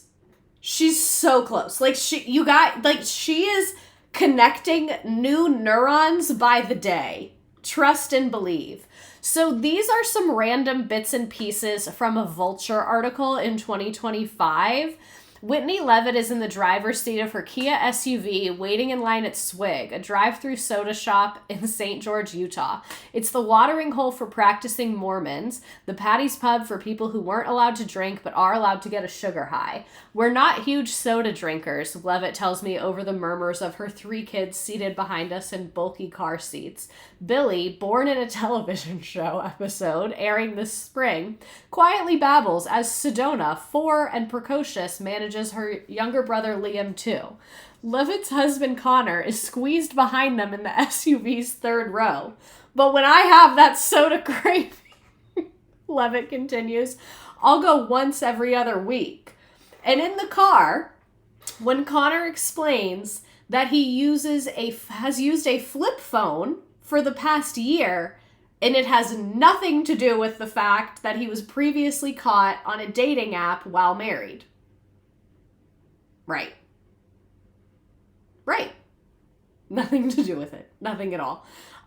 They're living in a modest rental house in a Stepfordy organized development in St. George, a 4-hour drive from Salt Lake City, because she was like, I can't live in Provo anymore. I have to move to St. George. Provo is near Salt Lake. It's like a suburb. Whitney is guiding the reporter through his swig order. The menu has refreshers without caffeine, revivers with caffeine, and dirty sodas. I don't ask. Don't mess up the order, Leavitt advises cheerily. I consider Swig's Mango Breeze. Connor suggests the watermelon sugar. No, the Riptide, Leavitt decides after I tell her my favorite non-specialty soda is Sprite. Connor calls out from basically the trunk that he concurs. Don't mess up the order is a threat. I want to go to Swig so bad. Like, when they open a Swig in Atlanta, I'm gaining 30 pounds and I don't want to hear shit about it. Like, I'll lose it later, but I'm going to go through something. Leavitt's order, the fighter. It's almost too obvious. So Connor gets home from work. His managers at a newly formed hedge fund are all in Dubai. So his schedule, like Leavitt's, is flexible enough for them to split childcare. So at this point, he's working, I guess. Oh, he gets to work from home, not gets home from work, sorry. So he's working from home, doing finance kind of at all hours. So they don't have childcare. They do all the childcare themselves. She's doing social media. I asked Connor what his wife of 9 years is like as a director. Leavitt groans playfully. Don't ask Connor that question. Amazing, amazing wife, he begins, but you can tell she grew up in the fine arts. She's like, chin up, back straight, you're off half a beat. And I'm trying, I'm sweating. So this kills me. And this is also 2025. She and Connor occasionally look at plots of land which she could make her homesteading dreams come true. I think I fell more in love with the idea than actual homesteading. Oh, it looks so eloquent. But it's so hard to find land where you can have chickens within a 15-minute radius to a target. I gotta be close to my target. When I check in with her in late April, right before season 2 is set to air, the pair had just purchased a fixer-upper that will be their forever home for now. I thought I wanted to be Ballerina Farm, but I'm like, you know what? Maybe it's just so much work, and I'm trying to get into acting right now. That's real as fuck as her. Like, that's real as fuck. To be like, I thought I wanted to homestead, and I looked into it, and it's too hard, so I'm not doing it. Real.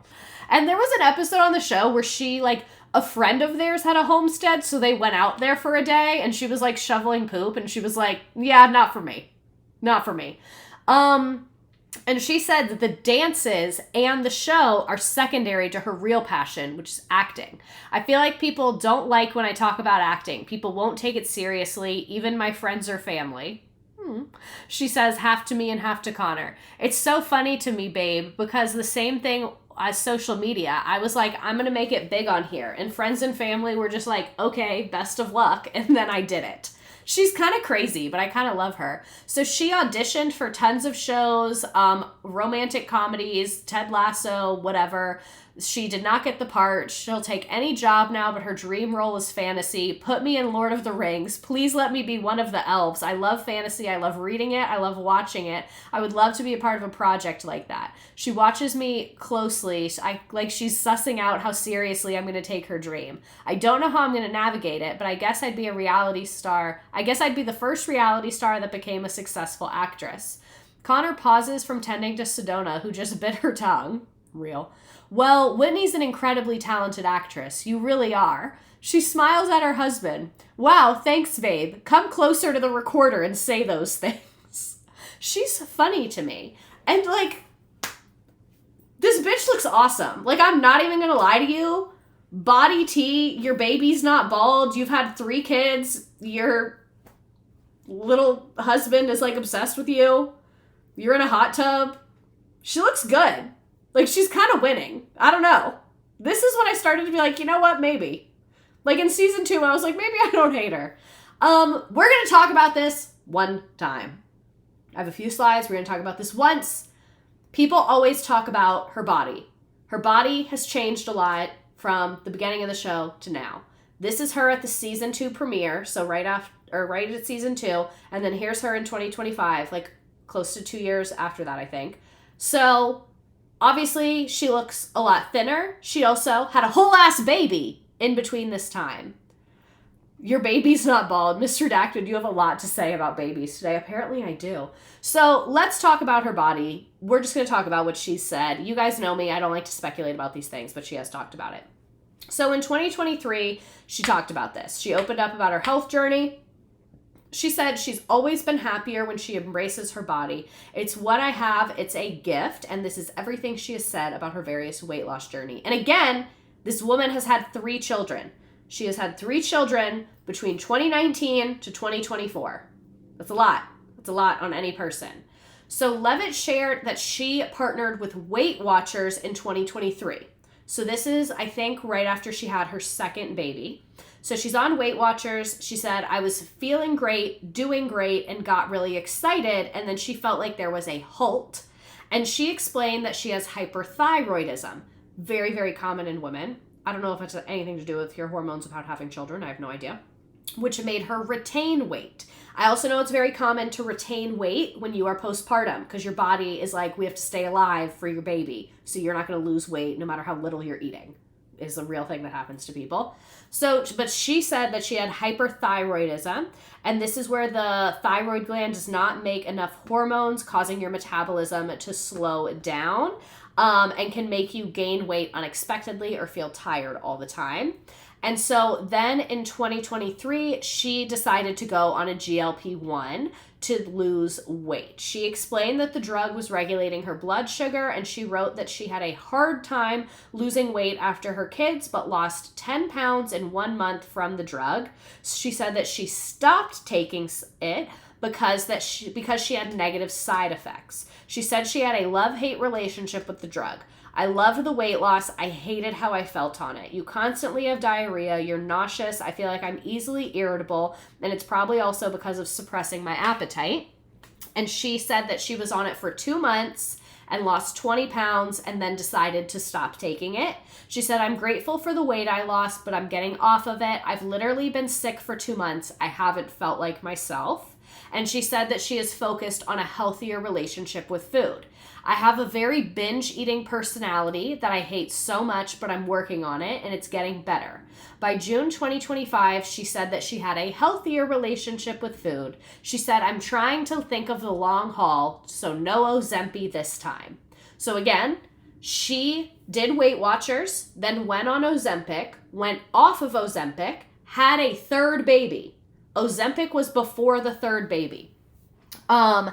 And then she said that after her third baby, she counted calories and did her macros. So after my second child, I did Ozempic, but I'm not doing Ozempic this time. They don't believe me. I'm like, you guys, I promise I'm counting macros. And she adds that she loves it. As someone who also loves a binge moment, counting calories can in a way be a good thing when you like, I think for a lot of people, counting calories is a really negative relationship with food if you're very restrictive. But if you have the opposite problem, because like you're like, I just love it, I'm very pleasure impulse driven, I want to eat what's good, it can help you like get more of an understanding and like think and pause a little more, which was at least my experience. And I imagine from what she's saying, it seems similar. Do people forget she's also a dancer? So her body probably kicked right back into gear. That is also what I've heard. If you guys follow Trashland, she's a mom on TikTok, and she talked about how basically like when she was having kids in postpartum, her body was just so different, and she posted pictures, and then she said after her last kid and she stopped breastfeeding that her body just like went back on its own. So that's why when people are like, oh, she's on Ozempic, she's lying, I don't think she is, because what would be her motivation to lie? Because she was honest about it before, so why would she lie now? And she said that counting macros and tracking her protein and carbs and fats, she said it's a lot, but I enjoyed it. So basically, she counts calories, she works out a ton because she's a dancer. And that's what her thing is. And I will say, I admire her for being open and honest. And like I said, she's had 3 babies. Her youngest baby is now over a year old, so she's a year out from having a baby. A year, I hear it takes like a full year for your body to heal after having a baby. And to me, she does not look unhealthy. Look at this woman. She is very thin, but she has muscle on her body. When you look at her arms and her legs and her chest, because some people, their chest starts to cave in. Like when their chest starts to cave in and they look really unhealthy, she has muscle on her body. Like she looks fit and toned. She does not look dangerously thin. So yeah, I think that's cool. Very recently, she started working, or she partnered with Weight Watchers for a second time and is really focused on lifting and strength, which I think is good. Like, look, she has arm muscle. Like, she's not teeny tiny. She looks super strong and healthy. People are being assholes to her about this. They're saying, you're a liar. You did Ozempic. You are normalizing being too thin, blah, blah, blah, all of that. I think literally everyone can fuck off. I think everyone can fuck off about her. She, like I said, looks perfectly healthy to me. She's very thin, but she does not look unhealthy to me at all. And I think unless you have had a job where your job is to get in front of a camera every single day of your life, fuck off. Fuck off. You can hate Weight Watchers. I think it's fine to hate Weight Watchers. I think that is totally fine to hate Weight Watchers, but have your hate be of Weight Watchers. You know what I'm saying? People that took the time, like, people that are hating on Whitney, not the Weight Watchers, like, fuck off. Because, like, if she's doing Weight Watchers and it's working for her and she looks healthy, like, whatever. It's her business. If she wants to be in the ad, be in the ad. And people are like, oh, you're a terrible person for doing this ad. Fuck off. And I think, like I said, this is the best she's looked. She looks genuinely happy. She looks healthy. So, that, we skipped ahead a little bit, but I just didn't want to talk about her body more. And so I just wanted to address the body stuff once. And that is what it is. So after season 2, going into season 3, she is in a strained relationship, and she had essentially quit the show prior to the 3rd season, and she was absent from the first 4 episodes. She moved to St. George. She's like not on the show anymore. And then she returns because she finds out that Dancing with the Stars wants a Mormon wife. So she said, I'm back, baby. I am coming back. I'm coming back to the show. And here is season 3. So you can see she's like all the way to the right here on the promo. Mom Talk is at its lowest point right now. There's just a lot that has gone down. I want to I snack. think it's clear we could all use a little bit of fun, but not too much fun. Considering the group we're in. We don't really know what's going on in the group. Jen has been gone to focus on her mental health, and Whitney and Demi are not to be trusted. Why are you here today? I'm gonna start my own Mom Talk. I'm sorry. Oh, Lordy. Part of me is scared to come back. If Jen comes at me, I just don't know how I'm gonna react. If it's bad, I'm packing my bags and I'm going back to Arizona. Demi is absolutely disgusting and so calculated. I know what you did. We're skeptical that Miranda. Everyone's concerned that you're still close with Demi. We have a leak in Mom Talk.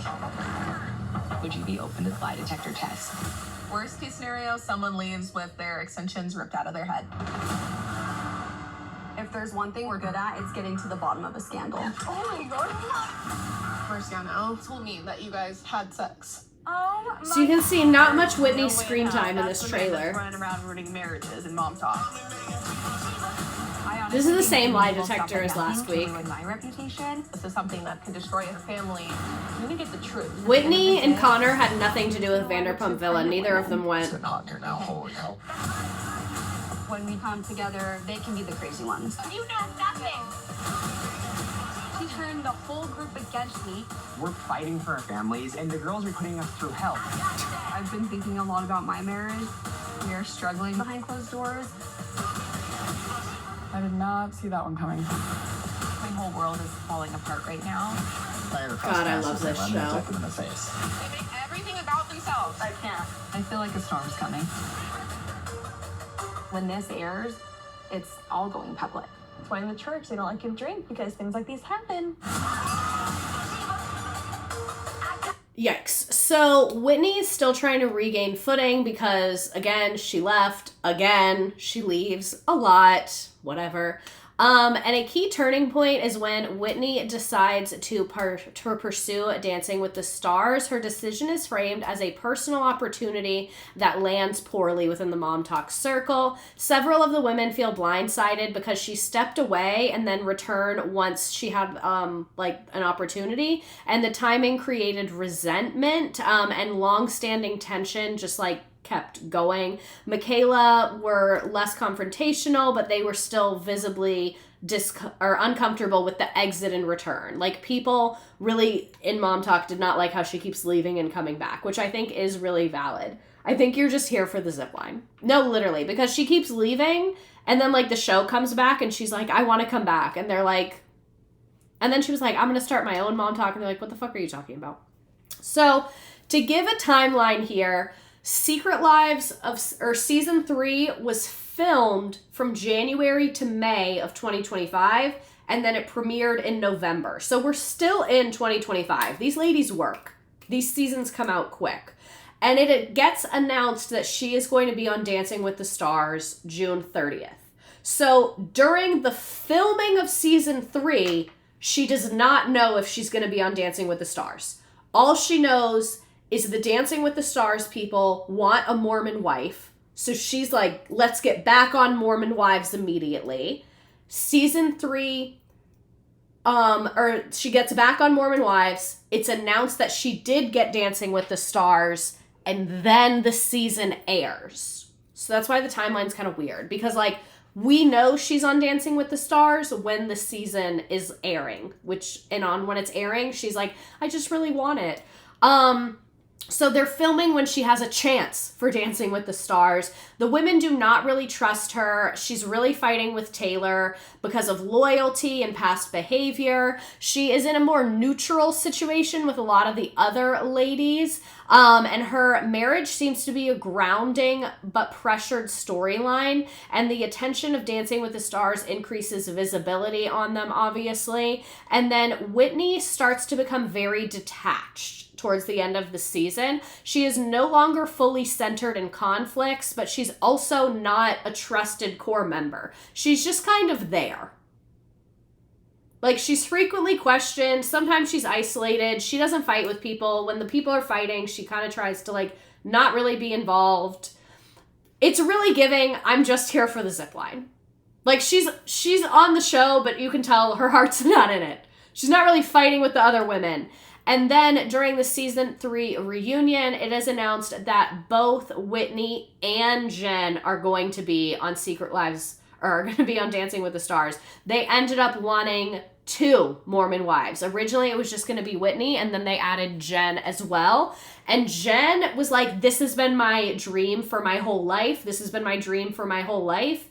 And really hated Whitney and was like, Whitney's trying to steal my dream. And Whitney said, I'm just here to dance. I'm here to win. I don't know shit about what you have going on. I'm here to do me. And Jen never stood a chance against Whitney. Like, that's what was funny to me. That's why Jen was mad. Jen was like, I can't believe Whitney's going to do the show when she knows this has been my dream. You wouldn't say that if you thought you were good. You know what I mean? So season 4 is here. Whitney is on Dancing with the Stars and Secret Lives at the same time and seems exhausted. So at the beginning of season 4, they're practicing and they're training for Dancing with the Stars, which is like hours per day. It's like 4 or 5 hours of hard working out per day. Whitney returns to Mom Talk yet again. And again, the ladies are like, you only wanted this for Dancing with the Stars. Now she's in LA, so she's even more disconnected to the ladies.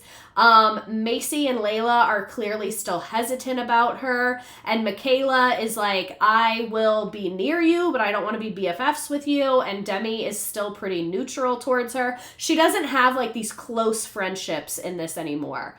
I had no idea that they made 4 seasons of this show. I thought we were maybe on season 2. Oh, lock in, girl. So season 4 is filmed from August 2025 to November 2025. Whitney attempts to reframe her reputation, but the other women are still just questioning with her. She still has a lot of tension with Taylor, and she's in LA a lot. So a lot of the scenes are either with Jen or with Connor and her kids or doing Dancing with the Stars stuff. So she is more focused on Dancing with the Stars than Mom Talk at this point, and she maintains contact with cast members, but like, she's busy. She's in LA, she's training, Dancing with the Stars is 24/7, she has 3 small children, like, it's a lot. And she is a really good friend to Jen during this time. This is why it pissed me the fuck off that Jen was talking a lot of shit and being like, Whitney didn't support me on the show, blah, blah, blah. Not only did Whitney support her, Jen couldn't find a place in LA, so Whitney let Jen stay at her rental. So that means they had 6 tiny children in like a 2 or 3 bedroom, like condo townhouse thing that Whitney and Connor rented, a small place for them and their own children. Then Jen, her husband, and her 3 children all moved in too while they were looking for a place. And yeah, they got paid to do both.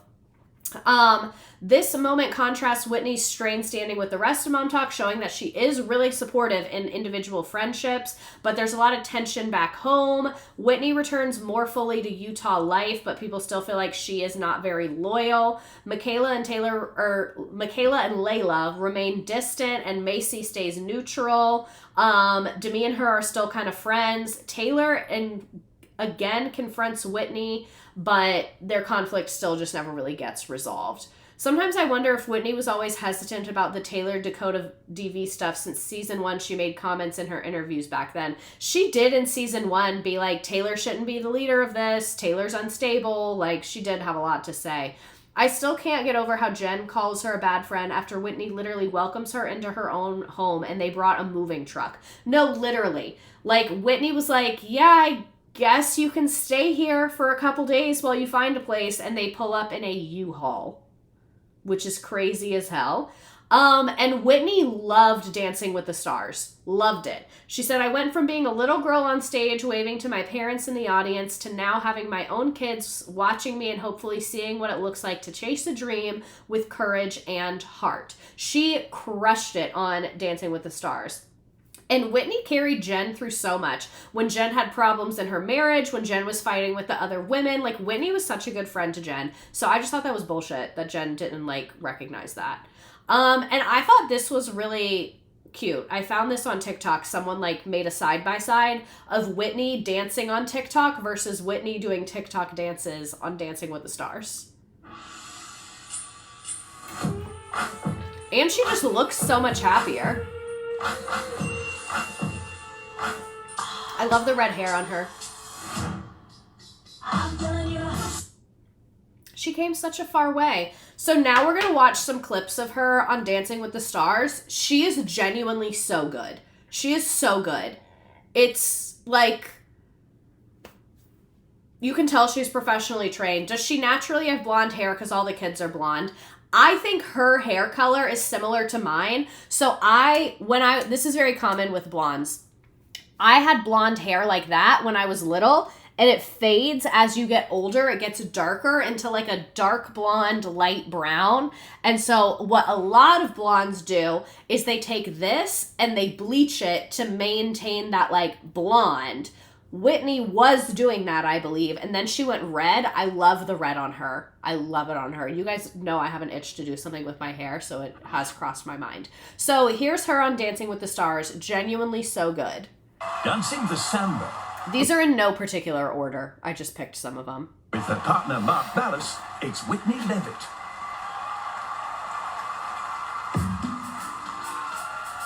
I don't know why it's so grainy.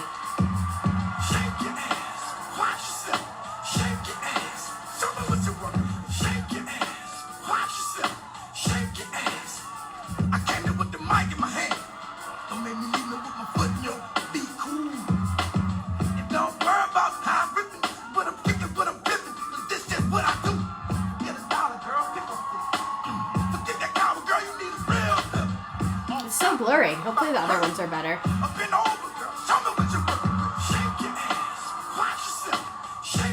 This must have been the time of her life. This is literally like, she is a dancer. She has been competitively dancing when she was a child. Did it for college. Literally went to college for dance.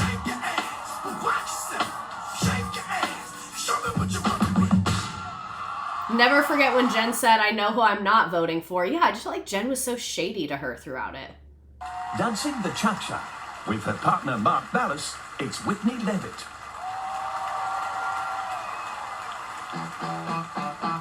This was so good. I didn't watch Dancing with the Stars, but I would watch her dances on TikTok because I liked her at this point. I still do.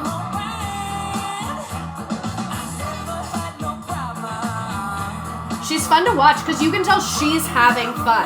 And that's what, when she talks about her marriage, she's like, we're having fun. And I think they are. She is an entertainer. Like, the way she looks at the camera, she is an entertainer. And, like, you can tell she's not shy. That's the problem with most of the celebrities on Dancing with the Stars. They're afraid to fucking send it. They don't want to send it because they don't want to look stupid. She don't give a fuck. She competitively danced her entire childhood. She knows what to do. She's actually a talented dancer and was always above mom talk. She's so mother. I feel like she would have thrived going to college in New York or something. I agree. Whitney has never not sent it. This is the last one. Dancing the Argentine Tango. With her partner Mark Ballas, it's Whitney Leavitt.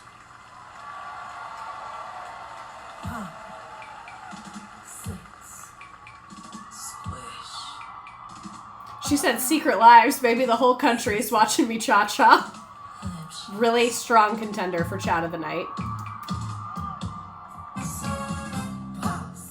I think she came in 6th. I have it in here.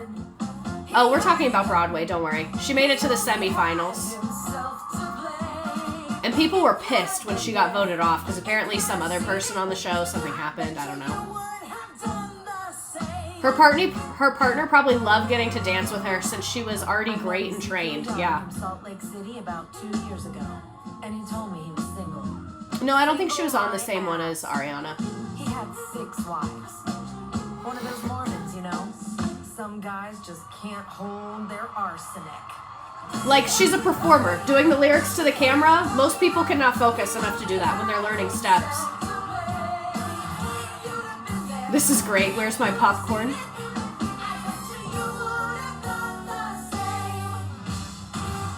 I wanted to give like a couple very different vibe ones. That's why I picked those 3. So she's on both shows at once, and she begins to openly acknowledge she cannot fix all her relationships in Mom Talk. She's like, I don't really care about full group acceptance. I have my individual friends. And her marriage with Connor becomes really highlighted because she's doing so much. And at this point on the show, Connor is by far the best husband. And this is when he leaves his job to support her career and he becomes a full-time stay-at-home parent and is like, I am here to support my wife. I don't need a career anymore. How are you doing? Oh, babe.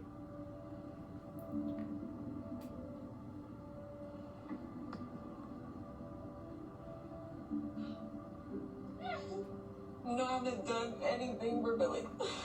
I've done nothing.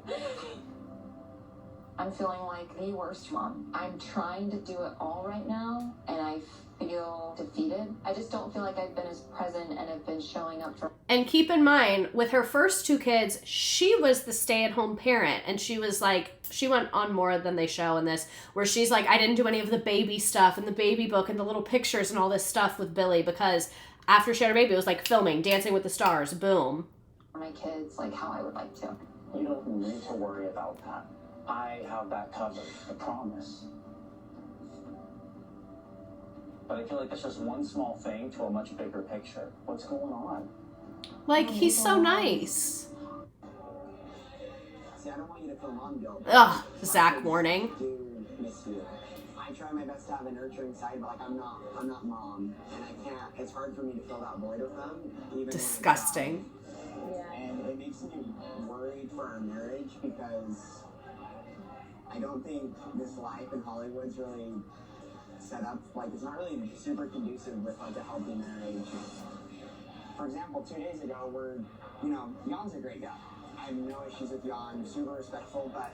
So this is the other lady getting jealous that his wife is making TikToks with her Dancing with the Stars partner. Sitting there, walking through Disneyland, watching my wife dance in front of Cinderella Castle with another man, and like, probably wasn't my plan A, Yeah. Or plan B or C. I think everyone knows. We're both working. There is like a gravitational pull around your career at the moment. And I don't think it's too selfish for you to say, hey, I could use the additional support of you just being a stay-at-home parent. Ultimately, I decided to leave my job as a technical analyst. So he decided to leave his job so that he could support his wife better because he said there's a gravitational pull around your career right now. And I think that that is a correct assertion. A career like fame and dance and all that, you get opportunities, and if you do not take advantage of them, they might not come again. And like, no offense, you're a technical analyst, like that's a forever job. He can get another job years later. You know what I'm saying? Because like, again, the difference between him and Zach is he has skills. Like, he is literally he was a hedge fund manager. So him having a career gap is not the end of the world. Zach is a failed medical student. So him not having a job is because he doesn't have any options. Let me tell you, love my job. And being a stay-at-home parent, it's very easy to lose a sense of self. I've tried to take this as an opportunity for me to express myself in ways I don't think I would have had time for before. So, something I've been doing. Tell me. You're not gonna believe this. Magic. Have you? I've been practicing my close-up magic, and that's given me a lot of purpose. I've gotten pretty good at it. I practice all night, so I can like make cards appear out of thin air. That's the funniest thing I've ever heard. Close-up magic is an outlet for me. I would go to talent shows as a kid. Like, this is so healthy. Is that a little goofy? Maybe, but I love it. As long as you can find the things that give you value and purpose, like being a stay-at-home parent can be not only fulfilling for your children, but fulfilling for you. He said, as long as you can find things that give you value and purpose. Like, to be cringe is to be free. It's so evident that he has, like, gone to therapy and, like, tried. He's so baby girl for this, actually. No, like, I love him. And not just a stay-at-home dad. I think this is true of anyone who is a stay-at-home parent. You need something to do that's not children. You need something to do that is not you watching children. Whatever that is. And for him, it's magic. And this dumbass, Zach, he's trying to be like an older husband role model and be like, I know you're going through a hard time. You need to support your wife. You should have a hobby. And Zach is like, this fucking loser. He has a hot wife, a great family, and a home. He's finding inner peace and joy. I just need something where I can like practice and train at. I just need to stimulate myself. So yeah. And to be fair, like Whitney and Jen, when they were stay-at-home moms, I think they felt the same way. I think that's why they started TikTok. That's how they had. Having empathy. That was the other thing. Is like on the show now that a bunch of the dads were staying home, they were like, I can't do this. Like the women weren't doing it before. I wonder. Oh, my live is restricted. Again, incredible. Wonder if Zach ever looks at his wife careers versus Whitney and wonder if he's the problem. Zach's hobby is ruining his wife's life. This is dumbass Zach was so loud it woke up my cat. I'm sorry, I just really hate him. And on the show, this is still season 4. You can tell she just like doesn't give a fuck anymore. Like you can tell she's kind of like so over it. And someone else said this, I can't remember. It was earlier. The bar for husbands is on the floor on this show. Like, Connor's a great husband compared to the others. But at the end of the day, what he's doing is supporting his wife and not bashing her and being mature and dealing with his feelings. And, like, the bar is in hell that we're all like, oh my God, that's amazing. Because, like, putting Zach in hater time. Thank you. Thank you. We have a lot of good ones for hater time next week. I'm excited. And we'll be in a different space. I think I have to practice and see how the technology works because I'm going to be in Los Angeles. So I'm not going to be on my desktop. So I might just do it like from my phone. It'll just be me reading off of maybe like my iPad or something. I don't know. I'll figure it out. But anyway, back to Whitney. So at group gatherings, Whitney and Taylor are again in disagreement. Pretty much everyone else is neutral, and the group is not adversarial towards Whitney, but they're not fully trusting either. She did not win Dancing with the Stars, tragically. She made it to the semifinals, 6th place. People were pissed about this because a lot of people felt like she was the best dancer on the show. And her appearance in the season 4 reunion was notably muted. She was placed in a primary seat, but had very little screen time or focus. She is kind of low-key a side character on the show now, because she's the main character of her actual life.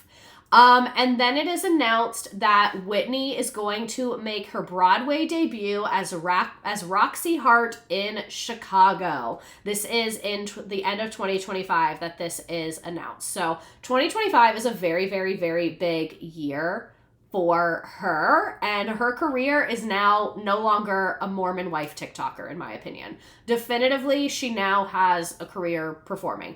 And Roxy Hart is a role that they give to, like, not Broadway people. So, Ariana from Vanderpump Rules has done this.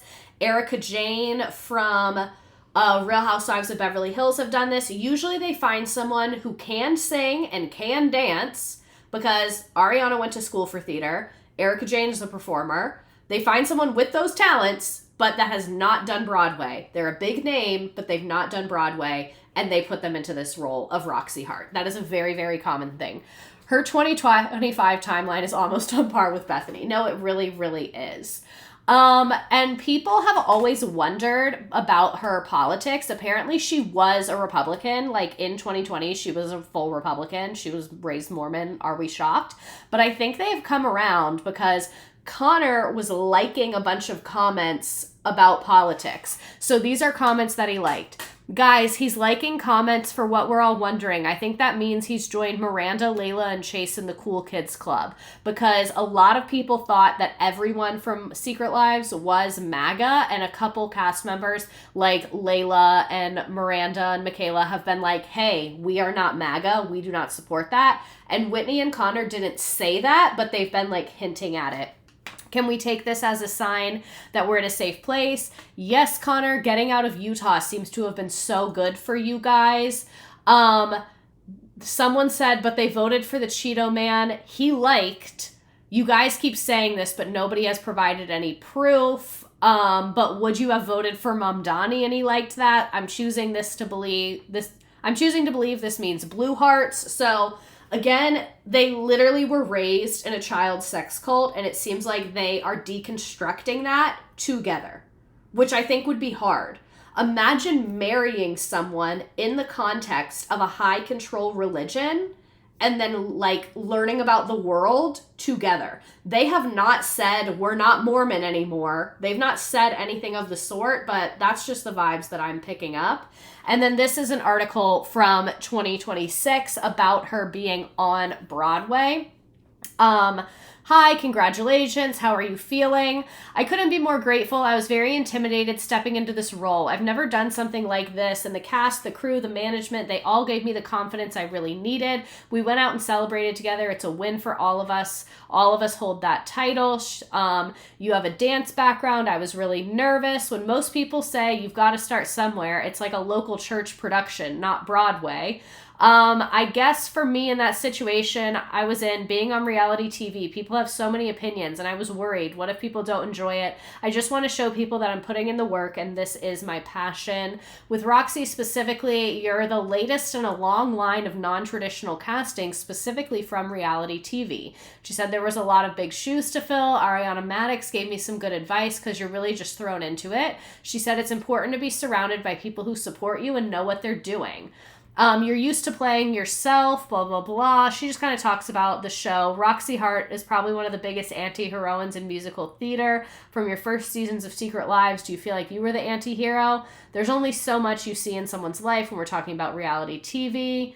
How did the Mormon wives react to you getting the role? I felt supported. I felt loved. They all came opening night. As far as the conversation with Jen, that wasn't the main point. It wasn't just one thing with her. I get it. You let her live in your house. Yeah, and we've been doing this for years, so it was just kind of the tipping point for me. I was just like, we're not friends. What are you talking about? Regardless of all of that, every single one of those women are mothers. They're businesswomen. They have their own lives. So for them to have found sitters for their kids, gotten a flight to New York, booked places to stay, and come to the show, that meant more to me than I think they'll ever know. Like I said, I like her. Like, I think she's really nice. Did Dancing with the Stars prepare you?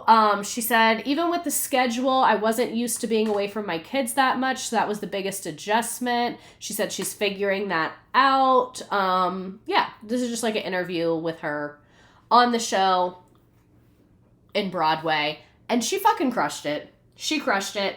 She had an initial run from February to March. She did a return engagement and an extended run where they got Mark, who was her partner from Dancing with the Stars, as Billy Flynn to be her partner in the show. She sounds so grounded and in tune with reality in this interview. That's what I really think. I think out of all the women on the show, she has grown the most and seems like genuinely committed to living a good life. And like she cares about, like, she's like, if you want to be my friend, I will be a good friend to you. If you don't want to be my friend, that's okay. I care about my husband. I love my children, and I want to be a dancer. Like, her politics may have changed, but has her stance on pregnancy test and cakes changed? God, that was really so gross. And then here's some about her on Broadway.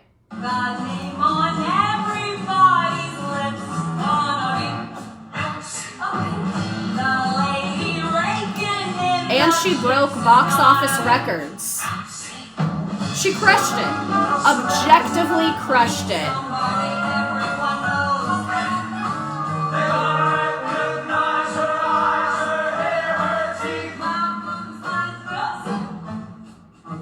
Like, the Mormonism has left the chat. You can see she's free of it in her eyes.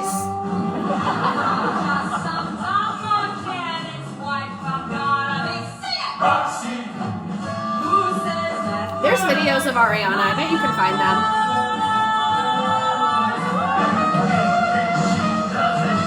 I think they left her with the red because, like, they pick her for her, you know?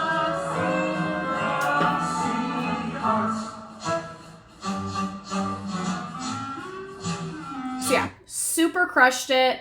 Her and Connor were like seeing fans after the show. He was doing magic in front of people after the show. They seemed so genuinely happy in New York. You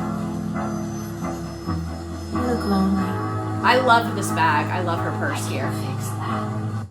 Like, they seemed super, super, super happy in New York. And this is really, really sappy of me, but I did want to include it. Oh, I hope I'm not about to cry. She genuinely does inspire me because I think, like, we have come a long way with representation. Like, if I had been born 40 years ago, I wouldn't see female role models in comedy and on TV and in media the way I do. And I don't want to take that for granted. But I still think we have a long way to go, especially representing mothers in media. I think that we really have this idea of a society for women that you can either be a mother or you can have a career. And I think a lot of like career women stereotypically have children very late in life and have like one child. Like, it's like the Hollywood thing to do to have one kid when you're in your 40s. And I feel like I never see women my age chasing their dreams and having small children. And that's something that I find to be really valuable, honestly, from a lot of the Mormon wives. Like, and I know, like, this is, like, really, these are our feminists, these are our role models. Like, that is how low the bar is. But try and think of another woman who has tiny children and is excelling in her career in entertainment. And I think, like, a lot of people say, like, oh, life is not over when you become a mom. Like, that's so important. I agree with you. And a lot of people say that. But to see someone who's not, like, I was out of the game for 10 years. It was, like, postpartum on TV. And I think, like, it's a fine line of, like, take time, heal, all that, obviously. But I think, like, to see someone, again, with 3 children who are under the age of 5 years old, who's on a Broadway stage, Trisha Paytas, too. Like, I just find that to be really inspiring. And I feel like we don't get that. We used to have no representation of women at all. That sucked. Now we have somewhat better representation of women. We have some representation of moms, but really I still think no representation of young moms, of moms with little kids. And I think that that's cool that she's doing that. And her husband is so supportive. And then at the end of her Chicago run, she announced that the 5th season of Mormon Wives will be her last, and season 5 has not aired yet. That's me. Well, that's beautiful. Oh, thank you. Oh, what is that? Let me see. Whitney Leavitt announces she's leaving the Secret Lives of Mormon Wives. So she announced it in the show.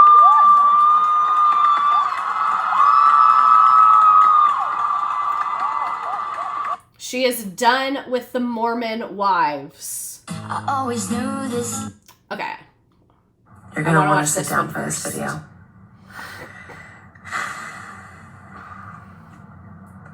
I am leaving. And the we're Secret almost done, Lives by of the Mormon way. Wives. Take a minute. Take it in. I feel like I had to start my video that way. I've seen a lot of conversation on my announcement, so I just wanted to come on here and share my thoughts. Just to be very clear, I am finishing season 5. So yes, I will be in that season, but also yes, it will be my last. It's honestly so crazy to me looking back on this journey because I had been trying to get into theater, film, way before Secret Lives even came into my life. The reality show She's threatened to leave so many times. Fell into my life organically, and I said yes to it. It's definitely not the path that I had envisioned in my mind to get to where I am today, but I wouldn't change a thing. I have experienced so much with this group of women, and in that process, I've also learned so much about myself. We have been through so much together, even more than what you've seen. We've had really big highs, really big lows. And no matter what happens with our relationships, like that is something that will always be a part of our life, will always be a part of my life. And I wouldn't change a thing. The times I've walked away from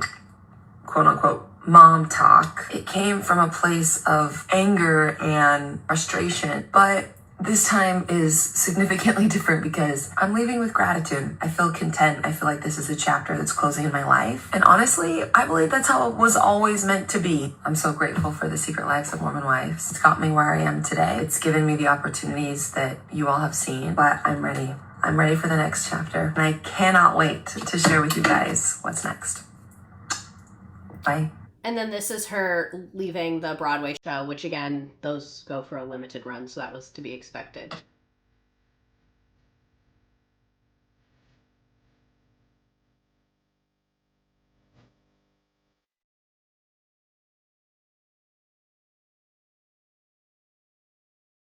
Like, she's kind of funny.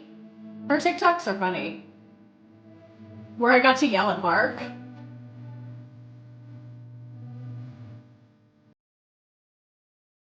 One time I farted here. Like, I think it's really cutie how far she's come. And then she did an interview with Variety saying it's not the path I envisioned, but I wouldn't change a thing, which we saw that video. And she said, following me while I'm in New York, I don't know how that would look in future seasons. It wouldn't make sense. People would want to see the group together. Part of me was like, I can't do both. Even filming season 5 has been really hard. And that happened on season 4. We're having to fly back for events. It was very hard for her. Like I said, she has a lot on her plate. And she said that she is leaving Mormon Wives, and the show is in upheaval right now. They paused filming because of the Taylor Frankie Paul DV situation with all of that. So like someone in here said, she has more going for her. I don't think she wants to be associated with the show anymore. I don't think she wants to be known as a Mormon wife. I think she just wants to be an entertainer and do her own thing. It was also announced that she is going to be in a acting role. She is also an executive producer in a holiday romantic comedy called All for Love. So look at her go. I think it's like Hallmark vibes. And Connor joined an off-Broadway show, which is so cutie of him. So right now they kind of live everywhere. They're like in New York for her stuff. They were in LA for the Dancing with the Stars stuff. I think that's just kind of their vibe. Connor cited Whitney as a continuous inspiration to follow your dreams, and he is joining 11 to midnight. And he added that Whitney's experience on stage really helped me find love and appreciation for theater. This is a TikTok star off-Broadway show that he was on for a little bit. So good for him. It is so important for men to have hobbies, and he is so baby girl. Like, he really is. This was a couple days ago at the Tony Awards. Connor and Whitney were at the Tony Awards looking stunning, and then she was in a surprise opening number thing to celebrate 30 years of Chicago. 6. Sicily. Lip shit.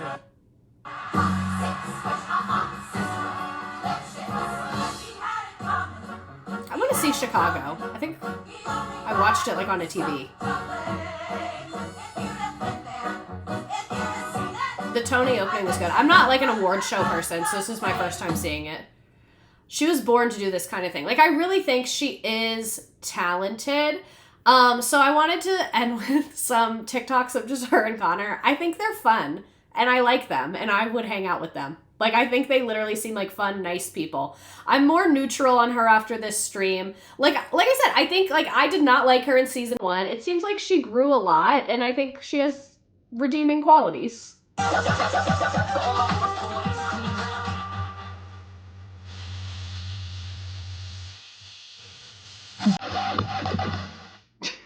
Like, they're just silly together.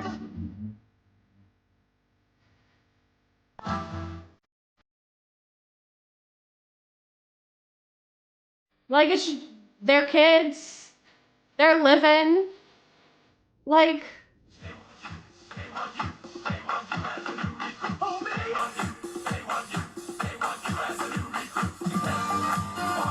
they're not giving Mormons anymore.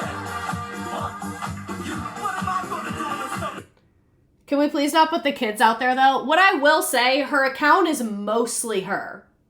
Like, anytime the kids are in the video, it's like that. And, like, I'm against putting kids online, but I think there is a very real difference between this, just kids, ha ha ha, for a few seconds, versus every vlog, first time at the doctor, they're sick, first day of school. Like, her content is not focused on her children. They just kind of appear.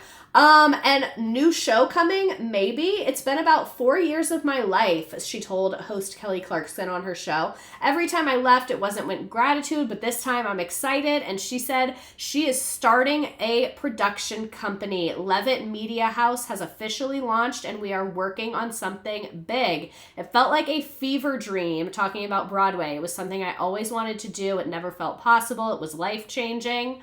So that brings us up to today. I hope that you enjoyed talking about Miss Whitney. I think that she is a very dynamic and layered person. I think that she's not perfect. I think that Connor is not perfect, but I think that they are just generally trying the best that they can and trying to be good people, and I don't hate them. I really, really don't. Yeah. What else was I going to say? I hope that you like me talking about Whitney. This was fun to put together and pretty, like, I like when someone gets better, not worse. You know what I mean? And I felt very much about this, is that they improved. They did not get worse. I did not do a great job keeping track of my sources, so this is most of them, but not all of them. Sorry. See, the not. Stream schedule. June 16th, Hater Time. There is a QR code here. You can also go to missredacted.com. It's under my weekly lives, where it says like Tuesday stream. There's a button. It's just a Google form. It can be about anything. Full disclosure, I do already have a fair amount of submissions, but Hater Time will come back in the future, so you can still submit. It just might not be next week. It'll just depend how long all the submissions are. So that QR code is there. I'll give you a couple seconds. Yes, you do have permission to be diabolical next week. Absolutely. That's the point of us doing this. And like I said, I will not be at home, so I won't be on my desktop. So it will probably just be me in front of the camera reading. There's not going to be like all this gorgeous graphics, but I think it'll still be good vibes.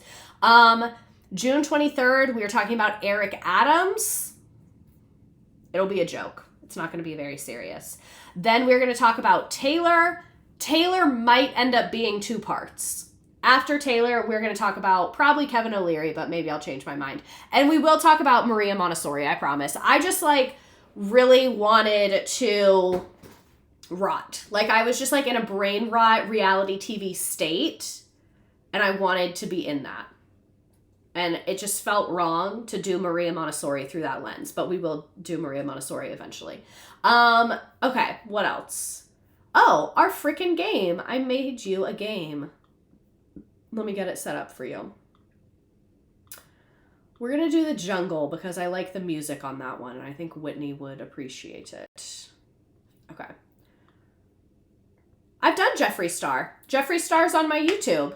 So, last thing, we play a little trivia game here. For those of you on TikTok, I'm going to go ahead and say goodnight to you. Love you so much. Goodbye.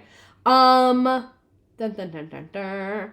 And for those of you on Twitch, you know what to do. And if you don't know what to do, the directions are on the screen. I'm shocked that I have an okay view of Whitney and Connor. This was an incredible lesson. Thank you. And that's really how I view them. Like, they're just normal, nice people trying to live life.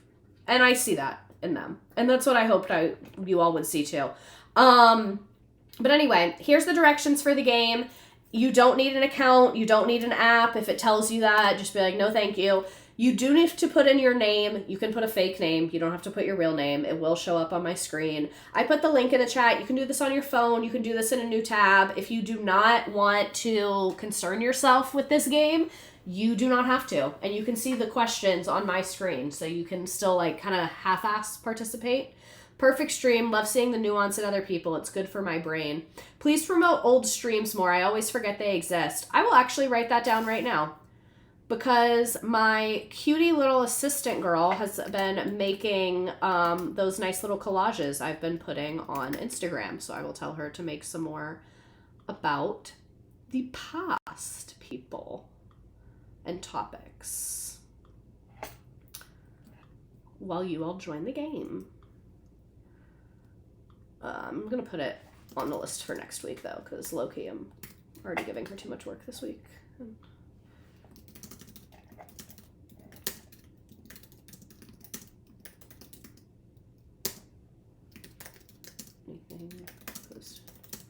Okay, and then like other question I have for you all, with my past streams, Mr. Dackton, I stole your joke from a recent stream as my Nearpod username. Good, Lemur Banana, because your memes have carried me through. But anyway, with my past streams, the quality got way better when you guys bought me my desktop computer. So do you want me to promote the ones that are like grainy and blurry? Because I feel like they're still good. The content is still good. The footage is just not nearly as clear. So, because what I just wrote on the list is like anything after 2023, but do you want me to like remind you about the old ones? Okay, I will. I'll just... anything from the past. Cool. Done. It's on the list. Earlier days were so fun. Yes. We still like 90s reality TV. So true. That's why I asked. I just more mean like when I look at them and try and make graphics, I'm like, this literally looks so old. Like it wasn't that long ago. Did it look that bad at the time? Like I remember feeling like it looked good then and it just objectively didn't. I listen to them while falling asleep, blind as fuck without context. Video quality does not affect me. Good to know. Good to know. This was a good stream. My streams have been long recently. Hard work. Hard work. You can tell I'm underemployed. Okay, I'm giving people a few more seconds to join and then I'm starting because I want a snack. If they can't see past the grain, they aren't meant to be here. Phenomenal point. I'm loving the long streams. Me too, because there simply is just so much to say. Okay, I'm starting the game. If you have not joined yet, it will let you join late. I startle when you say my username out loud. That's valid. Who did we learn about today? I'm so glad Nearpod fixed the photo. For like 2 months, the photos weren't working. It was so annoying. Guys, I made 5 cents on my live.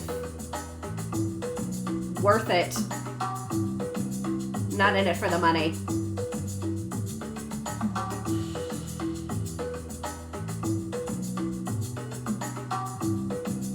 That one got me with the timing because the pic looks nothing like her. I'm sorry. Where did she go to college?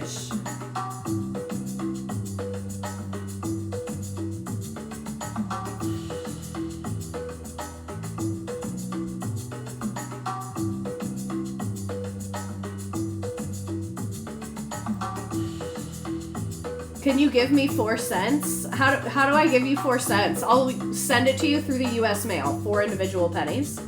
Stamp is gonna cost more.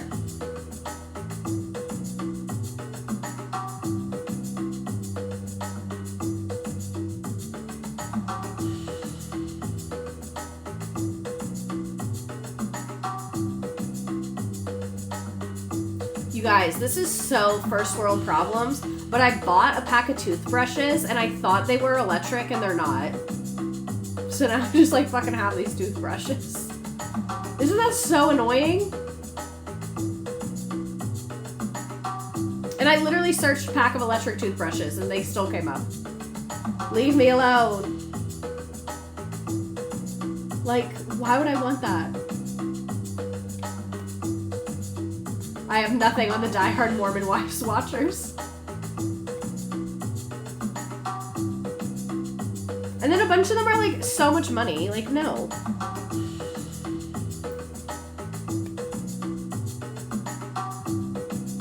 And like, I want one that's not ugly. I'm sorry. Does that make me a criminal? Why are they so expensive? God. And the fucking one I bought keeps coming up. You already got me one time. You're not getting me again. You might, but...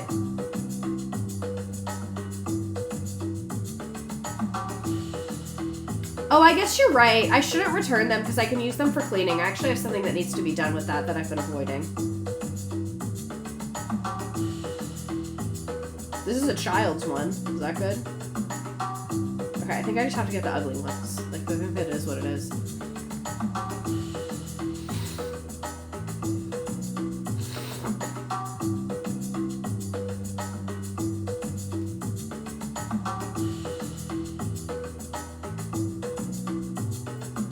Okay, so my toothbrush plan is like a little bit unhinged, but just trust me, bro.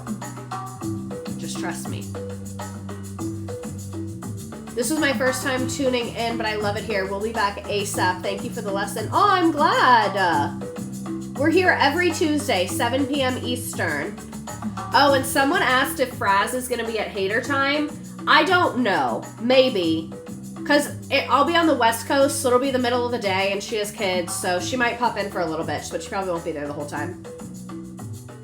Whitney on Ozempic, question mark? Briefly, and then went off of it.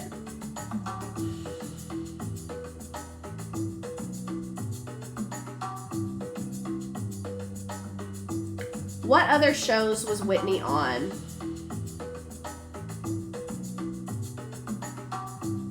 Dancing with the Stars.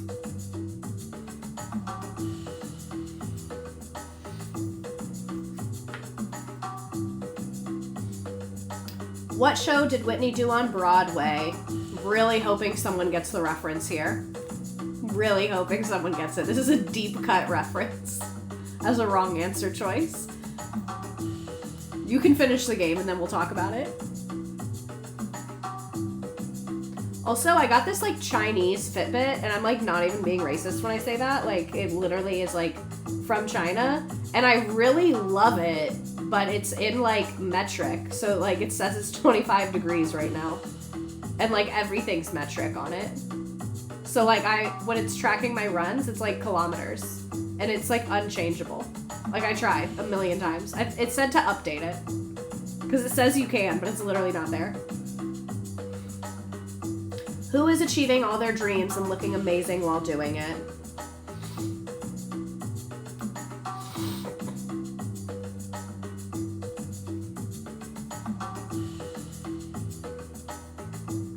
Whitney, not any of the men from Secret Lives of Mormon Wives. Winning the game as a former Whitney hater, this is really conflicting for me. Renegading RSV, he had it coming. Lizard Beth, Miss Redackery, a Blockbuster parking lot, Reformed Whitney hater, an Envy parking lot, Billie Jean, Feral Florida Man, Saturn Cat, Dead Cowboy, Pooh, an empty school parking lot, Sierra, Secret Life reality star, Mean Lesbo, Formaldehyde Baby, Fairy Charlie, Laura Seawab, Dumbledore M, Amber Prince Albert, Alicia, and Swig parking lot. Nice job, Miss Redackery. Memes, anything to add? I really enjoyed talking about Whitney. Like I said, very interesting person, interesting growth. I'm eager to see what happens with the rest of her career. I wouldn't be surprised if she goes on to do a ton of incredible stuff, and I wouldn't be surprised if she goes on to do more TikToks. Chiropractor stream? Maybe. I know they're bad, but I like going. It feels good when they crack my back. There is going to be a stream about how much I hate the men on Secret Lives of Mormon Wives. Let me put it on the schedule right now, actually. I'm going to do that before I do Kevin O'Leary. I just, wasn't feeling how I hated them.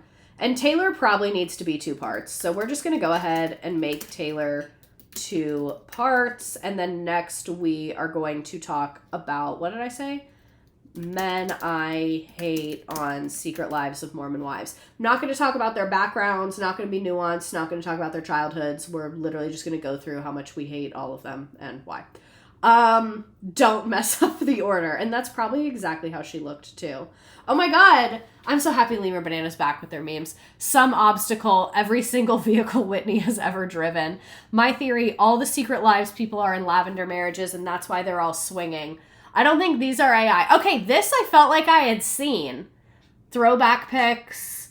Old pictures. Yeah, I saw AI pictures of her as a kid. Not like as a young adult, like as a kid, which I thought was strange. It was like school pictures, but they were AI. My parents, me hospitalized for a brain tumor, cringy dance video. It was RSV. She may be difficult, but like a sheep tan.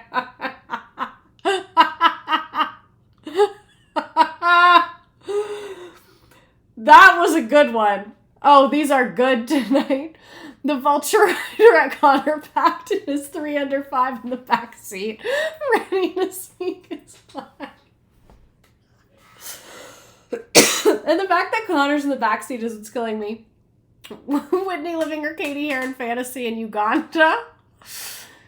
Mita Jen during her fight with Whitney. This was incredible. Thank you, that came to me in a dream. These were fucking funny this week. This one takes the cake, though. This one takes the cake. Like, I think we're all feeling powerful tonight. I think we're all feeling the Whitney Leavitt spirit tonight. We're all feeling like we can achieve our dreams. We're all feeling like our son is going to beat this RSV disease. We feel God here tonight. We're deconstructing Mormonism. We're dancing with our silly little husband. We're finding the right hair color for us, and we're doing strength training. That is the Whitney. That is the Whitney way.